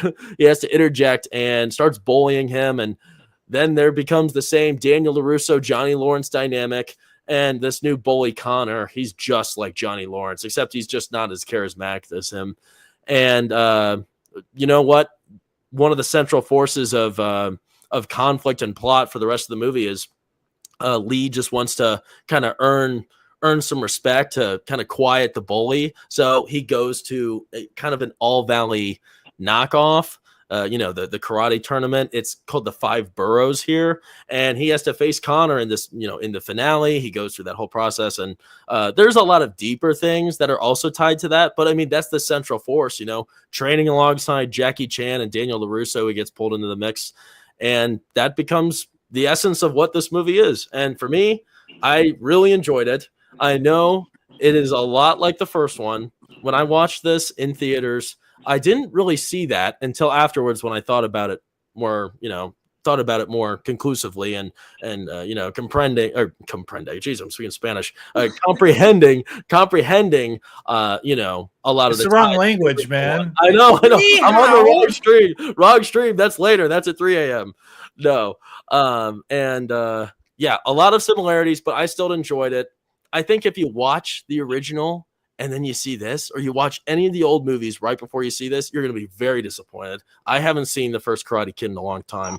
So for me, it's a positive reference. I'll stop rambling. Cammie, give us your take. I'm a little bit torn on this. I knew she was getting ready to bark. So the dog saw it too and wants to. He doesn't like it. Yeah, she wants to interject. Gosh, Molly, no. The movie was that good, huh? It was that good. He's on my side. I feel like I should stop her one second. Yeah, it's okay. You're right. Yeah, good luck with that. All right, she muted herself. So Kyle, how'd you like Karate Kid? Yeah, I'm gonna manifest me, Jordan Peterson. I'm thinking about seeing it, and what does that mean if I saw it? Did I really see it? Does it mean that I experienced it outside of my experience? Shut up! Okay. Oh my gosh, that's what happens when you leave, Cammie. That is what happens when you leave. All right, Cammie, continue. Okay, thank you, Kyle. So I honestly, for the first hour, really enjoyed the movie. I thought it brought in a lot of unique elements with the boxing, like you said. Mm-hmm. It gave me this 90s movie vibe with like the little love interest situation that I really appreciated because I like feeling that nostalgia. And I thought, again, I did feel really connected to the lead. I thought he was very... Yeah. I thought he did a great job. I really felt for him, and I loved one of the action scenes. They also had that little in the alleyway. I thought that was very well done. But the movie kind of abandons itself halfway through and just goes in a different plot way. Like it just kind of follows. It just kind of shifts in such a big way that you almost miss the direction we were going in. That is true. And when I left, I thought, oh, that was pretty good. But then when I got home, I thought, oh, it was forgettable. I don't feel as drawn to it.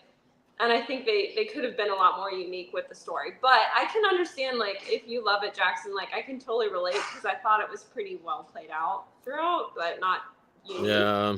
At the end, for sequel trash, I had fun, and I guess I normally have fun, but this was like, I think it's because you love the characters, right? I mean, you can't help but to love Lee and to love the Kim Possible girl, Mia, as well as her father, Victor. I loved Victor. What a weird way to tie that in here. Boxing? Why is boxing in Karate Kid? I did a stream about this last night, and I was talking about how, this makes me so desperately want to see more new boxing movies. Like the last one we saw was I think it's called A Fire Inside, and it sucked. It was about Clarissa Shields. Ugh, I saw that one. Yeah, no, it sucked. actually was a disservice to her story, I think. You think so? That should have been a much better movie, it being a true story. I mean, it was no. a sleeper, man. No. Don't watch that. That's an unwatchable. But that's not this month. That was a while ago. But yeah, I love the boxing angle. But you're right. It was like, what is this movie at that point, right? I mean, that takes up like 35 to 40% of the film. Mm-hmm. That whole angle. I thought it did. Maybe it's because I was so attached to it. But I was loving the new angle. I thought it was really good for like the younger crowd, and I just wish they would have followed through and continued that angle. Maybe even still have him be teaching, the dad. But I don't know. I thought it was cool. One of my criticisms, I guess you could say, or one of my my thoughts is that you did not need Daniel LaRusso in here at all. I really didn't think you even needed Jackie Chan. It would have been interesting if they just did something with Victor. Just leave both of them out. I did think Jackie Chan was awesome. I was really impressed with him. Yeah, I have a wondering, how is he at his age in terms of his great. fighting and movement? Oh, I thought he looked good. He was pretty active, and it looked like it was him. He sounded great. He acted great. He was Daniel was okay, but I don't know. This would have been better if it wasn't a Karate Kid movie. If they just did like some new film and not label it Karate Kid and just be a little more original. Because when you think about it, there's so many ties to the first one. It's ridiculous how close it is. And I guess I was kind of swooped up in the excitement of it yesterday, just like how much fun I had. I tried to be level-headed, and I think I was still. But Luke really liked it. He loved it. He's seeing it again tonight. But yeah, is that why he's not here? Yeah, that is. Seriously, I was expecting him to be here. I know. He misses you, Kyle. He misses you. He had good things to say about you. Yeah, I want to hear him better on the next. I'm assuming I'm on the next one. He has a good. On the next one, I want to hear his mic set up where I can hear him better now. He sounds great now, man. He sounds great. So, Karate Kid 2, for me, I think I want to put it. I gave it a 7.5, so I'm putting it in decent. I mean, that's what I gave it, 7.5 to 8. What about you? I mean, I think it was decent. I like it for the younger generation, and it is overall positive and uplifting. Yeah. The script needed some work at the end. They could have made it a little bit more satisfying for the OG fans, but Yeah, and the truth is, there's no inspirational stories like this for children right now in film. I can't think of any. Can you? No. Other than like what Angel Studios is doing, but that's not really for kids. I'm surprised you didn't say Lilo and Stitch, Cammy. Oh, wow. I mean, that's for like the little kids and the adults like me. Yeah, this is for like teenage boys. I mean, that's even when I was like, because I got really into Cobra Kai in 2020 and like 2021.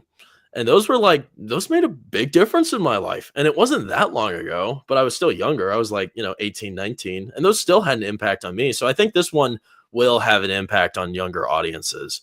I'm excited to talk to all the different kids that I run into at the work I work at and see what they think. Because I think this will be a conversation starter for sure.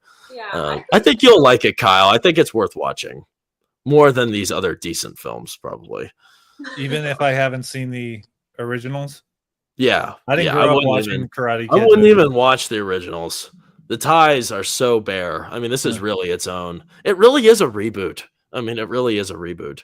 You don't need to watch Cobra Kai at all. It makes no difference. I mean, I like Jackie Chan. So, Yeah, and I haven't seen him in a new movie in a while. Yeah. Yeah, we'll see. And we'll see if he does Rush Hour 4 with Chris Tucker. Yeah. He said a quote recently that, well, we better do that because I'm going to be 100. I'm going to be 100. We need to do it now. Yeah, he's getting old, man. Chris Tucker, man, I miss him. He was great. All right, I guess we're getting to some less interesting titles now. So Shadow Force, I didn't mean to put them all in the back here, but here we are. So Shadow Force, I'm not really too familiar with this one. Are you guys familiar with it at all? No, I've seen the trailer. You see the okay. Wait, have you seen the trailer? Okay. It looks generic to me, but I don't know. We could be kind of quick with this I might one. just Kyle, are you excited about Shadow Force? Are you racing to your local cinema to watch Shadow Force? No, it's also on streaming, I believe, so I wouldn't have to go to the theater. In fact, if I went to the theater looking for Shadow Force, they would probably ban me and say, "Get the hell out of here, you crazy person." Yeah, I think so So too. let me double check real quick the Shadow Force actor. I like that actor. I think the first time I saw him, let Oh, me see. Sin's seen it, enjoyed Shadow Force. It was surprisingly fun, not fantastic, but I wasn't angry about it when I was done. Wow. Okay. All right. I heard some bad things about it. Okay, scratch what I just said. I thought he was a different actor. Anyway, so that's it. I saw the trailer. It looked like a Mr. and Mrs. Smith ripoff, the Brad Pitt Jolie movie, and they already ripped that off multiple times with other movies, and did a terrible remake with Donald Glover on Amazon, I believe, which I did not yikes. watch. So maybe I shouldn't say terrible remake. I just think the casting is so off. That's why I say it's terrible, because they. Okay, really? You go from Brad Pitt to Donald Glover. That's a big. And then the drop. actress, I don't know who the actress is, but you go from Jolie to her. It's just the actor quality today has gone down. So low. Oh, yeah. All right, so let's put it. Let's just haven't seen negative. Nobody cares about it. Hurry Up Tomorrow. I think we're all gonna probably put this in the same one. This is the Jenna Ortega film. I almost saw it because she was in it. But you know what? I saw Death of a Unicorn. I think that was last month or 2 months ago. It sucked. She couldn't save that movie. It doesn't sound like she can save any of these movies, because I think it's like the last 5 movies she's been in have been box office flops, which is kind of surprising. Death of a Unicorn was a big flop, and it sucked. It deserved to flop, so I'm glad it did. I don't care if she's good. Diplomatically as I can. Jenna Ortega is a disappointing leading actress. She is not a leading actress. Yeah. She is a 5'4" little girl who has a 12-year-old's it's ridiculous. And they're trying to make her a leading lady. It was good in Wednesday. Dude? I grew up watching leading ladies like Kate Winslet, Catherine Zeta-Jones from Mask of Zorro. Oh, yeah. Those are leading gorgeous women. Gorgeous. And then you have Jenna Ortega. Oh, it's true. You got a point there, though. That she I don't feel like she has the presence, but I love her in Wednesday. I just don't know if she has. She seems a little timid in all of her roles to me. I don't know if that's just me, though. I like her. I like Jenna Ortega. I'm not mad at her. Gord King. I would say Jenna Ortega is a limited actress. Yeah, she could. Gord King, I think you need to rush to see Hurry Up Tomorrow. Yeah, maybe you're right. I know. I haven't really seen her in all that much. I liked her in Beetlejuice, but she was okay. She was decent. Yeah. That's what this shirt is. I kind of forgot what else I've seen her in other than Wednesday, but now I'm literally wearing the shirt of her in Beetlejuice, so that helps. She was in the Scream sequel. I know. I remember her in the first one, and I didn't even know who she was at that time. And I thought she was sweet. But no, I didn't see the other ones. Like I said, she's not even going to convince me to do that. And she's not going to be in 7. And I am grateful. No, Kyle, no. After they killed Dewey, I'm like, all right, I'm done. You stink. All right. So I think we'll see what they do with 7. We'll see. I don't know. I have some theories. Lillard is coming back. That's just weird. Yeah. Again, I have some theories that we could talk about later. In some other context, some other different discussion. That I'd be down to talk about the Scream movies someday. Yeah, we should talk about horror remakes or just the Nats could join us sometime. That'd be fun. Oh, excellent. Yes. Yeah. So Hurry Up Tomorrow. Another big fault that this film has. So I guess we've been talking about Jenna this whole time. It's the Weeknd's movie. I don't like him at all. I don't like his music. He just kind of annoys me. If you've seen clips of him in here, it's horrifying acting in like a bad way. Really gross, uninteresting, uninspired. This cast is terrible. It is the lineup of actors I do not like. You got Jenna Ortega. The Weeknd is what? He's an actor now? Okay. No. And Barry Hogan. That guy reminds me of the man who would sit in the courtroom for the murder trial that he's being convicted of, and he's sitting. You have the camera off to the side, or the pictures that you see in the news, and he just has that dead-eyed look in his face. That's what that actor reminds me of. Yeah, Wow. something about him actually makes me feel unsettled. So I'm not big on him, although I do think he is talented. I just don't personally like him very much. Right. The only exception I'll give him, and I'll give him props, is I liked him in Banshees of Inisherin. Say that 3 times quickly. He was good in that, and he was actually playing a character that wasn't creepy. He was actually a kind of cheerful guy and a bit slow, but you liked him. Sounds like me. All right. So, yeah, the Weeknd. All right. So, I guess he has some decency to him. I guess he does. That's good to hear. I think we both. He just chooses to pick these strange roles that emphasize what's strange about him. Okay. I guess he's also like a performer here, and Jenna is like interested in him or something like that, or she's like been stalking him. It's a strange story. I think we're gonna put it in the negative. Haven't seen negative. If not everyone, I mean, I've only heard people say it's unwatchable. So I would put it there if I'd seen it. Yeah, let's just put it there. I wouldn't put it there. Let's be fair, because we haven't seen it. Whatever. You know? I'll be nice. All right, Kyle, this is your show here. We're about to finish off with the Fountain of Youth, and then we're going to get to our chats before we finish today. Kyle, tell us about Fountain of Youth, your movie of the year. I'll do an Ace Ventura. This movie is a ripoff of Indiana Jones and National Treasure, and National Treasure is, you can see that movie. I can watch that movie over and over again and not get tired of it. I could barely get through Fountain of Youth. It has great actors in it. You got John Krasinski and Natalie Portman, who, what the hell has she been doing recently, and why did she choose to do this one? Let's keep going. So this movie is a treasure hunt movie for the Fountain of Youth. Sounds fun. That's where it comes up. And the weird thing about their interaction, and maybe you don't know about this with the narrative, John Krasinski's character and Natalie Portman are siblings.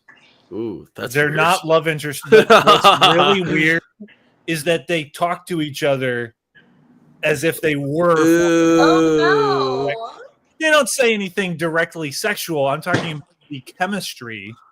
It's just weird, and it's not sibling conflict. And I know I come from a big family. I grew up with 6 sisters. Okay.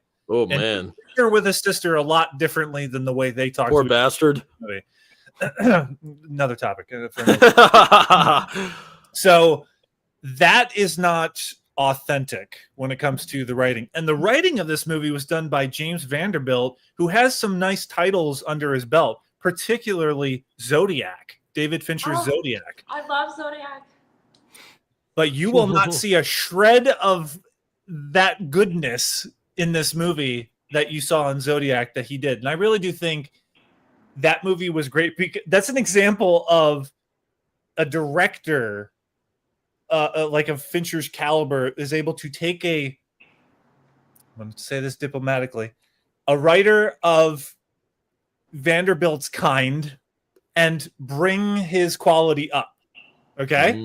When he's left with directors that are work for hire and they're not notable, etc., you get a movie like Fountain of Youth.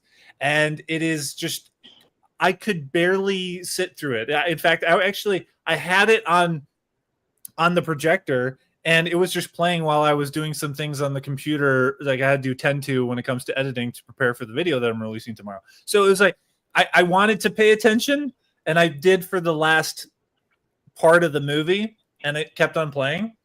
But damn, this movie has so many things going against it. There's a kid who's a proxy for the younger audiences, who's the son of Natalie Portman, who, by the way, is trying to. She's in the middle of a custody battle, and they try to make that a thing. And that kid is creepy.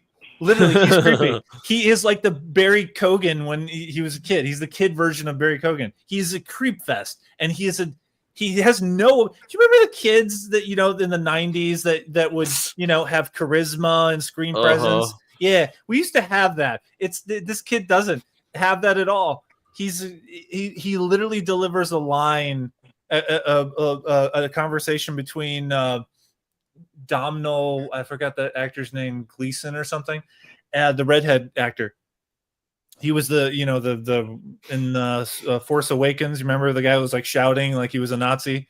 That's Domhnall Gleeson, I think his name is. Anyway, he's in a small scene with this kid, and it's supposed to be comedic, where he's asking him these direct questions of how rich he is, and all he comes across as is a creepy Damien Ullman kid.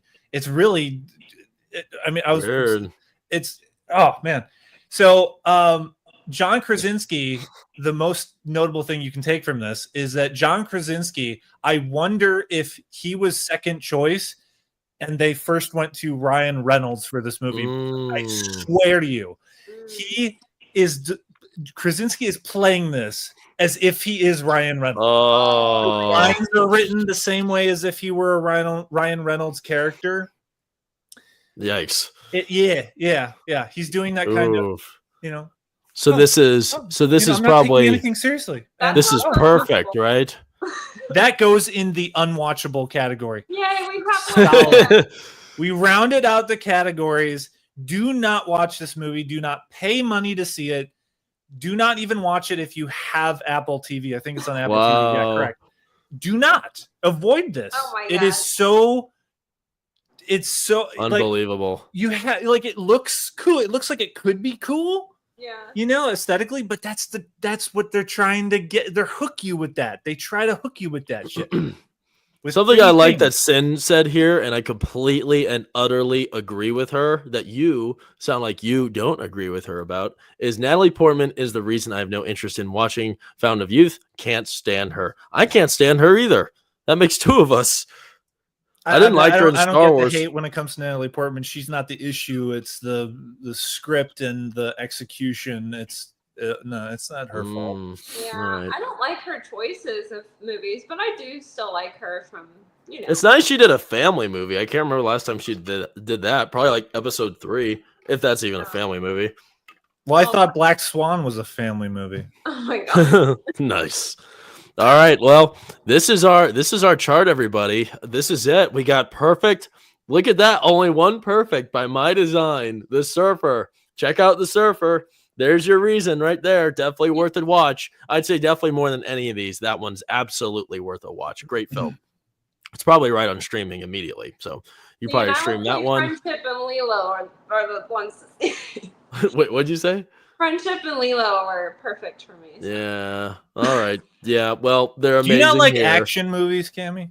Oh, I love action. I'm like an action sci-fi girl. They're all disappointing me. So right. Cammie is a Disney adult, right? No, stop. I hate it. Are you a princess flick chick? Never, ever. I don't like rom-coms. Give me the Terminator Judgment Day and I'm happy, but this is just not happening. Hey, wait. Jackson, have you not seen Terminator 2? No. Everyone's grilling me for that. How'd you know that? I think you mentioned it during the Jaws review. Yeah, probably. Maybe. Everyone brings it up. He also hasn't seen True Lies, which I think you should see, but Yeah, I don't know. Yeah. All right, so here we are. The amazing column. We have Rust. Rust is pretty good. Friendship, Lilo and Stitch, decent. Well, so definitely perfect and amazing. They're worth watching theatrically. But you can't watch Rust theatrically anymore. So sorry, guys, you missed your shot. Decent. That was we got Mission Impossible. Phrase, by the way. Yeah. Okay, decent. You got Mission Impossible, Dead Reckoning, or Final Reckoning, Thunderbolts, which everyone thinks is a little overrated here, but that's too bad. Last Rodeo, that's worth checking out. Good to support Angel Studios. And Karate Kid just came out in theaters literally yesterday. Mediocre. Don't watch. I guess this kind of means don't watch. No, I disagree. Fight or Flight. Don't watch Final Destination. No, I disagree. You could watch those. That's just up to you. It's 50-50 right there. It literally is. So should you see it? You see it in the theater? Only if you're a fan of Final Destination. Like if you Okay. really are, if you grew up watching and you've seen every entry, yeah, go for it. Yeah, but if you haven't, you don't have to rush to it. You don't have to rush to it. Yeah, All I right. think mediocre should be fair, right? We should make that one fair. Okay, maybe we'll adjust that for next Clearly, some. All right. Mediocre might not Good be the best adjustments. term. Fountain of Youth is the only unwatchable title we have here. That's kind of surprising. I didn't see that coming. So don't watch Fountain of Youth. Haven't seen yet, but we regard positively is Clown in a Cornfield. I guess watch that. And we haven't seen, but we don't think Shadow Force or Hurry Up Tomorrow is worth your time. So that's pretty much it for this. Let's talk to the chat a little bit. Thank you everybody for commenting. We appreciate your conversations. You get it fueling for us. So good stuff. Also, before we continue, make sure to like the video, subscribe to the channel, subscribe to these guys, Let's Tune In, and Kyle Cornwith as well. They make great content, and it's a pleasure to have them on here with me today. Greatly appreciate you. Thanks for having us. Yeah. Thanks, man. Let's see. Yeah, you guys showed up. I appreciate that. You showed up.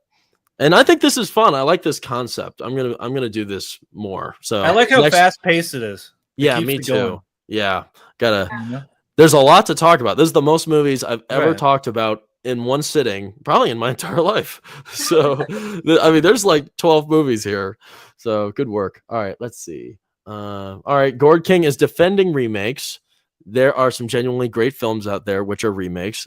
I'm fine with them remaking movies that are like super old and maybe black and white. I'm cool with them remaking those. I can give you a few examples, man.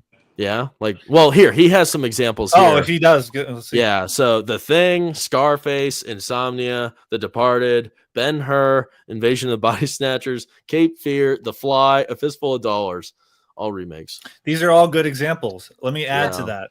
Father of the Bride, one of the best remakes ever, because the original is, it had Elizabeth Taylor in it, and it just was. I can give you reasons, I won't go into it, but there are aspects of it that are just weak and superficial. The remake with Steve Martin is just utterly charming, well directed. It's just all around just a great family film. Oh, I love that movie. Me too. Wow. Yeah, just amazing. The cast, Diane Keaton, it's just fantastic. Amazing film, even though it's not a $50-100 million budgeted movie. No, it's absolutely, it's better that way. It's a classic, and it made itself a classic, and it's a remake. This can happen. This can happen. Ocean's 11. Can it happen now? Ocean's 11. Ocean's 11. Well, that's not now. Well, now. 2025. What is a He's recent not now though. remake? Like a recent decent remake. I like that. recent- Recent. Nice. Well, I'd have to think about that. Cammy, you got one? That's gonna take a minute. I don't know if there's a Lilo and Stitch. There you go. No, come Wait. on. It just tore me down with that one. You're right, but let's think of a different. Fight or Flight? That's not No. a remake. I know. I'm just playing. While you guys think of that, I'm going to move on. Does to anyone in the comments. chat have like a the newest remake that you can think of that is notable or worthy? of Yeah, being it's remade? good. Yeah. All right, so it looks like we're going back to Karate Kid a little bit. Sins Corner. Oh my, Karate Kid Legends. Ugh, was pretty terrible. Lame, limp, generic. Felt like something written by AI. No. I disagree with you on X about that.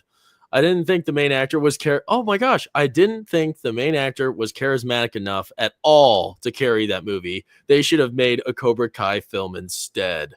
Dang. No, Sid, don't say that. Gord King, Cobra Kai, Miyagi-Do are the other dojos Hufflepuff and Ravenclaw? I think so. I think you got it there. All the same universe. Brawler doesn't know what Kim Possible is. My knees hurt just hearing that.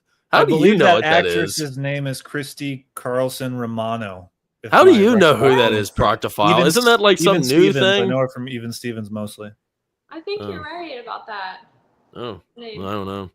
Yeah, so Sin didn't like the ex-boyfriend. I agree. He was pretty lame. The ex-boyfriend was pretty bad too. Such cringe acting. Lord of mercy. Yeah, the baddies were really hammy. Like when they popped up and then went back down, that was corny. Wait, what are you talking about? During the fight, the bad guys literally come up. Oh yeah, that was corny. Literally corny. Oh yeah, and she says it's a copy and paste of the first film. Let's see. Joshua Jackson was the best part of the movie, and the very last clip at the end. Oh, nice that he is in that. Right? So is that Victor? I think that's Victor, the boxer. Joshua Jackson. Yeah. I didn't recognize him. Yeah, all right. I don't know. I would like a Rush Hour 4, but if they can't do it, I don't know. If they can't do it justice, we'll see. I loved all three of those movies. Those were all great. At Jackie's age, it'll likely be Traffic Jam. That's good. Yep, and Sin like Shadow Force. Davine Joy Randolph was absolutely not convincing in her role. I just cannot buy her being a covert CIA person, especially when she got in a gunfight and physical fight. Oh, you're talking about that Shadow Force, which I guess you have good things to say about it, and we don't seem to like it. I just came up with a remake actually recently that came out that was better than the original. What's that? Speak No Evil. Yeah, there you go. That's a weird one. The original Norway, the Danish or something. Danish, I think you're right on Danish. I watched it afterwards, after seeing the remake, and all I saw was a film that had good ideas but didn't take it the step further, and the ending is so depressing. I know that was the point. Everyone said, well, that's the point, the consequences of letting people walk over you. And okay, great. But as a movie and the way that it took advantage of the situations, the remake took them steps further and improved on them. The original just quickly moves through the uncomfortable situations, and it becomes not as serious as what the remake does. So yeah, the James McAvoy, thank you. Mm-hmm. He obviously is, he's going full volume. He's going up to 11 when it comes to his performance, but it works, and it's dark, but it's also fun. It has more dynamism to the remake, and it is better. So there's an example of a remake recently that came out. Okay, I there agree you go. with you, Kyle, honestly. And that is better than the original. I hated the depressing ending. Like, I don't need a lesson on how not to be stupid. Like, these people were beyond ridiculous. Yeah, they're pretty fucking stupid. Yeah. that man, how you get so frustrated that the husband of a family and who's supposed to be a leader is such a beta. How can you eventually at the end you think, okay, well, you did this to yourself at a certain point. I still love Scoot McNairy. I think that's his name. I love that actor. I liked him in it. Even if he was like that, I was rooting him on. I'm like, come on, bro, you got this. Yeah, but more so the in the original. The original is that guy is. Is it the same way? It's just worse. Because it's even worse. It's worse because of how timid he is in the original. With Scoot McNairy in the remake, at least you have a little bit of understanding that he would like James McAvoy's charisma and want to be around him and stick around with the family because there's some slight charm and friendship seductiveness to the situation. In the original, there's nothing charming about that asshole that invited them to his house and his family. It's very depressing there, actually. So it's the whole point of the movie. You like that stuff and you want to bring that point across. Well, there you go. But I think that's example of a better movie, a good remake. All right, cool. All right, let's see here. Everybody has things to say about Jenna Ortega. Sen likes her. I think Ortega is cute and a great actor, but she hasn't made the best choices in her roles. Yeah, that's for sure. Let's see. Megan says she could play a 10-year-old. Jeez. There you go. There we go. Well, that was the problem then. They tried to blend Wednesday with the weekend. Those aren't compatible. Okay, that's enough. Days of the week jokes. Nice. I didn't even know, man. That's good. Gord King, you're funny. Gord King's so sweet. Let's see. Yep, everyone hated on me for not liking not watching Terminator 2. Yes, put those up on You're the here we skipping go. the comments about Terminator 2. What? It's all the same. I hate you. You stink. I'm just kidding. They're not that bad. It's nothing specific. He'll watch it eventually. I know. I'll watch it. I need to watch the first one again. Well, I don't but like you're gonna James Cameron at all. This is what I think of James Cameron. Big zero. Just my favorite. Big director. zero. Giant zero. I have a question. What was the first James Cameron movie you saw? Yeah. Probably Avatar. Yeah. But I've seen Avatar. I would I've seen understand that, Terminator. having a bad taste in your mouth when it comes to James Cameron. I saw Avatar 2 Avatar in IMAX. I saw Avatar 2 in IMAX with my ex-girlfriend, and I was miserable the whole 3 hours. Absolutely miserable. I wanted to die. It was terrible. I'm not kidding. It was one of the worst theatrical experiences I've ever had. Yeah, I don't feel like they're a representation of what he can do and what he has done, though. Like, they're okay. They're good. But I don't know. Yeah, There's sorry. I walked out of the second Avatar. I wish I had that option. That would have been nice. All right. Gord King says, keep your eye on the Running Man remake. It's being directed by Edgar Wright, so there's a good chance it's much better than the original. Okay. Good stuff. Oh, Luke's here. Kyle, there's your boy. Well, hey, dude. Hey, everyone. Hey, Luke. He's here. Sweet Luke. Let's see. Anything else? Girl with the Dragon Tattoo. He likes that as a remake. True Grit. 310 to Yuma. Oh, wow. Yeah. Yeah, Sid agrees that the original's depressing. Gord King doesn't like the new Speak No Evil. I thought I remember him saying that. Oh, look at that. And Luke likes the new Speak No Evil. Look at that. Correct. So much debate. Okay, Sin doesn't like Cameron as a person. She loves Terminator 1, 2, and True Lies. Look at that, Cammy. You found a friend. You found a friend. And she doesn't like the Avatar franchise. James Cameron. Oh, go ahead. Sorry. Oh, yeah. I was just saying she doesn't like the Avatar franchise, and she wished they'd stop making those stupid movies. They'll never stop. I agree with that. Yeah, James Cameron as a person is a double-edged sword. So he can come across as an asshole, and the way of he thinks that whatever he does is, even if it's a piece of shit, should be treated as if it's gold. It's gold, essentially. Yeah. But on the other hand, he's also a man that knows how to get shit done. So I respect that. And he's very frank. He's very honest in interviews. And I wish more people were like that. I like hearing him in interviews. Yeah, exactly. He talks about things that you wouldn't hear from anybody else. He talked about how Leo DiCaprio was a stuck-up jerk coming into the audition process for Titanic. And he said, I don't know, audition for this. I think you know what well, if you want the part, you're going to audition. And he told this story, I enjoyed sending a blow at the ego of Leo DiCaprio. And good. There needs to be some humbling with these stars. Did you watch the video? What was it? I think it was the GQ that interviewed him. Is that where you got that story from? Because I heard that story as well. And he went through his career and talked and gave stories. I loved listening to him. I'll give him that. He said that on video, not just through a written, a GQ story, blah, blah, blah. No, it was an audio. It was a great video. Yeah, interview. It was a great video. Yeah. Okay. Nice, man. All right. Well, I think that's it for us, everybody. Thanks for watching tonight. This is the first time we've ever done, I guess, a May movie roundup. We'll come up with some fancy name. Stay tuned for next month, the end of June. We're going to do this again. And you both are welcome to join me again as well, if you'd like. I had a great time doing this. I thought this was a lot of fun. So thank you both for joining us today, or joining me today. Do you have anything? It feels a little bit like a game almost. We're going through and we're charting them and yada, yada. I know. It's fun. Yeah, I like it. It's good. It's a good order to it. Do you guys have anything you would like to advertise and promote before we end today? Kyle, I know you talked about. Ladies first. Sorry, I'm so nice to you, Kyle. No, I'm working on my Lilo and Stitch and Karate Kid reviews. Hopefully get them both up this weekend. And my dog is joining in again.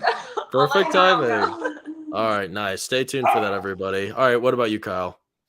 Coming check out the video tomorrow on the channel. That's going to be the in-depth discussion with my buddy Ben about Mission Impossible Final Reckoning. This is I haven't seen anyone else do a video like this where it's in depth, even though we don't have a lot of clips to deal with, but we're still going deep. You watched it twice. I mean, that's substantial. I saw it twice. So yeah, we're going full on into, delving into Final Reckoning. So yeah, that'll be the one to watch.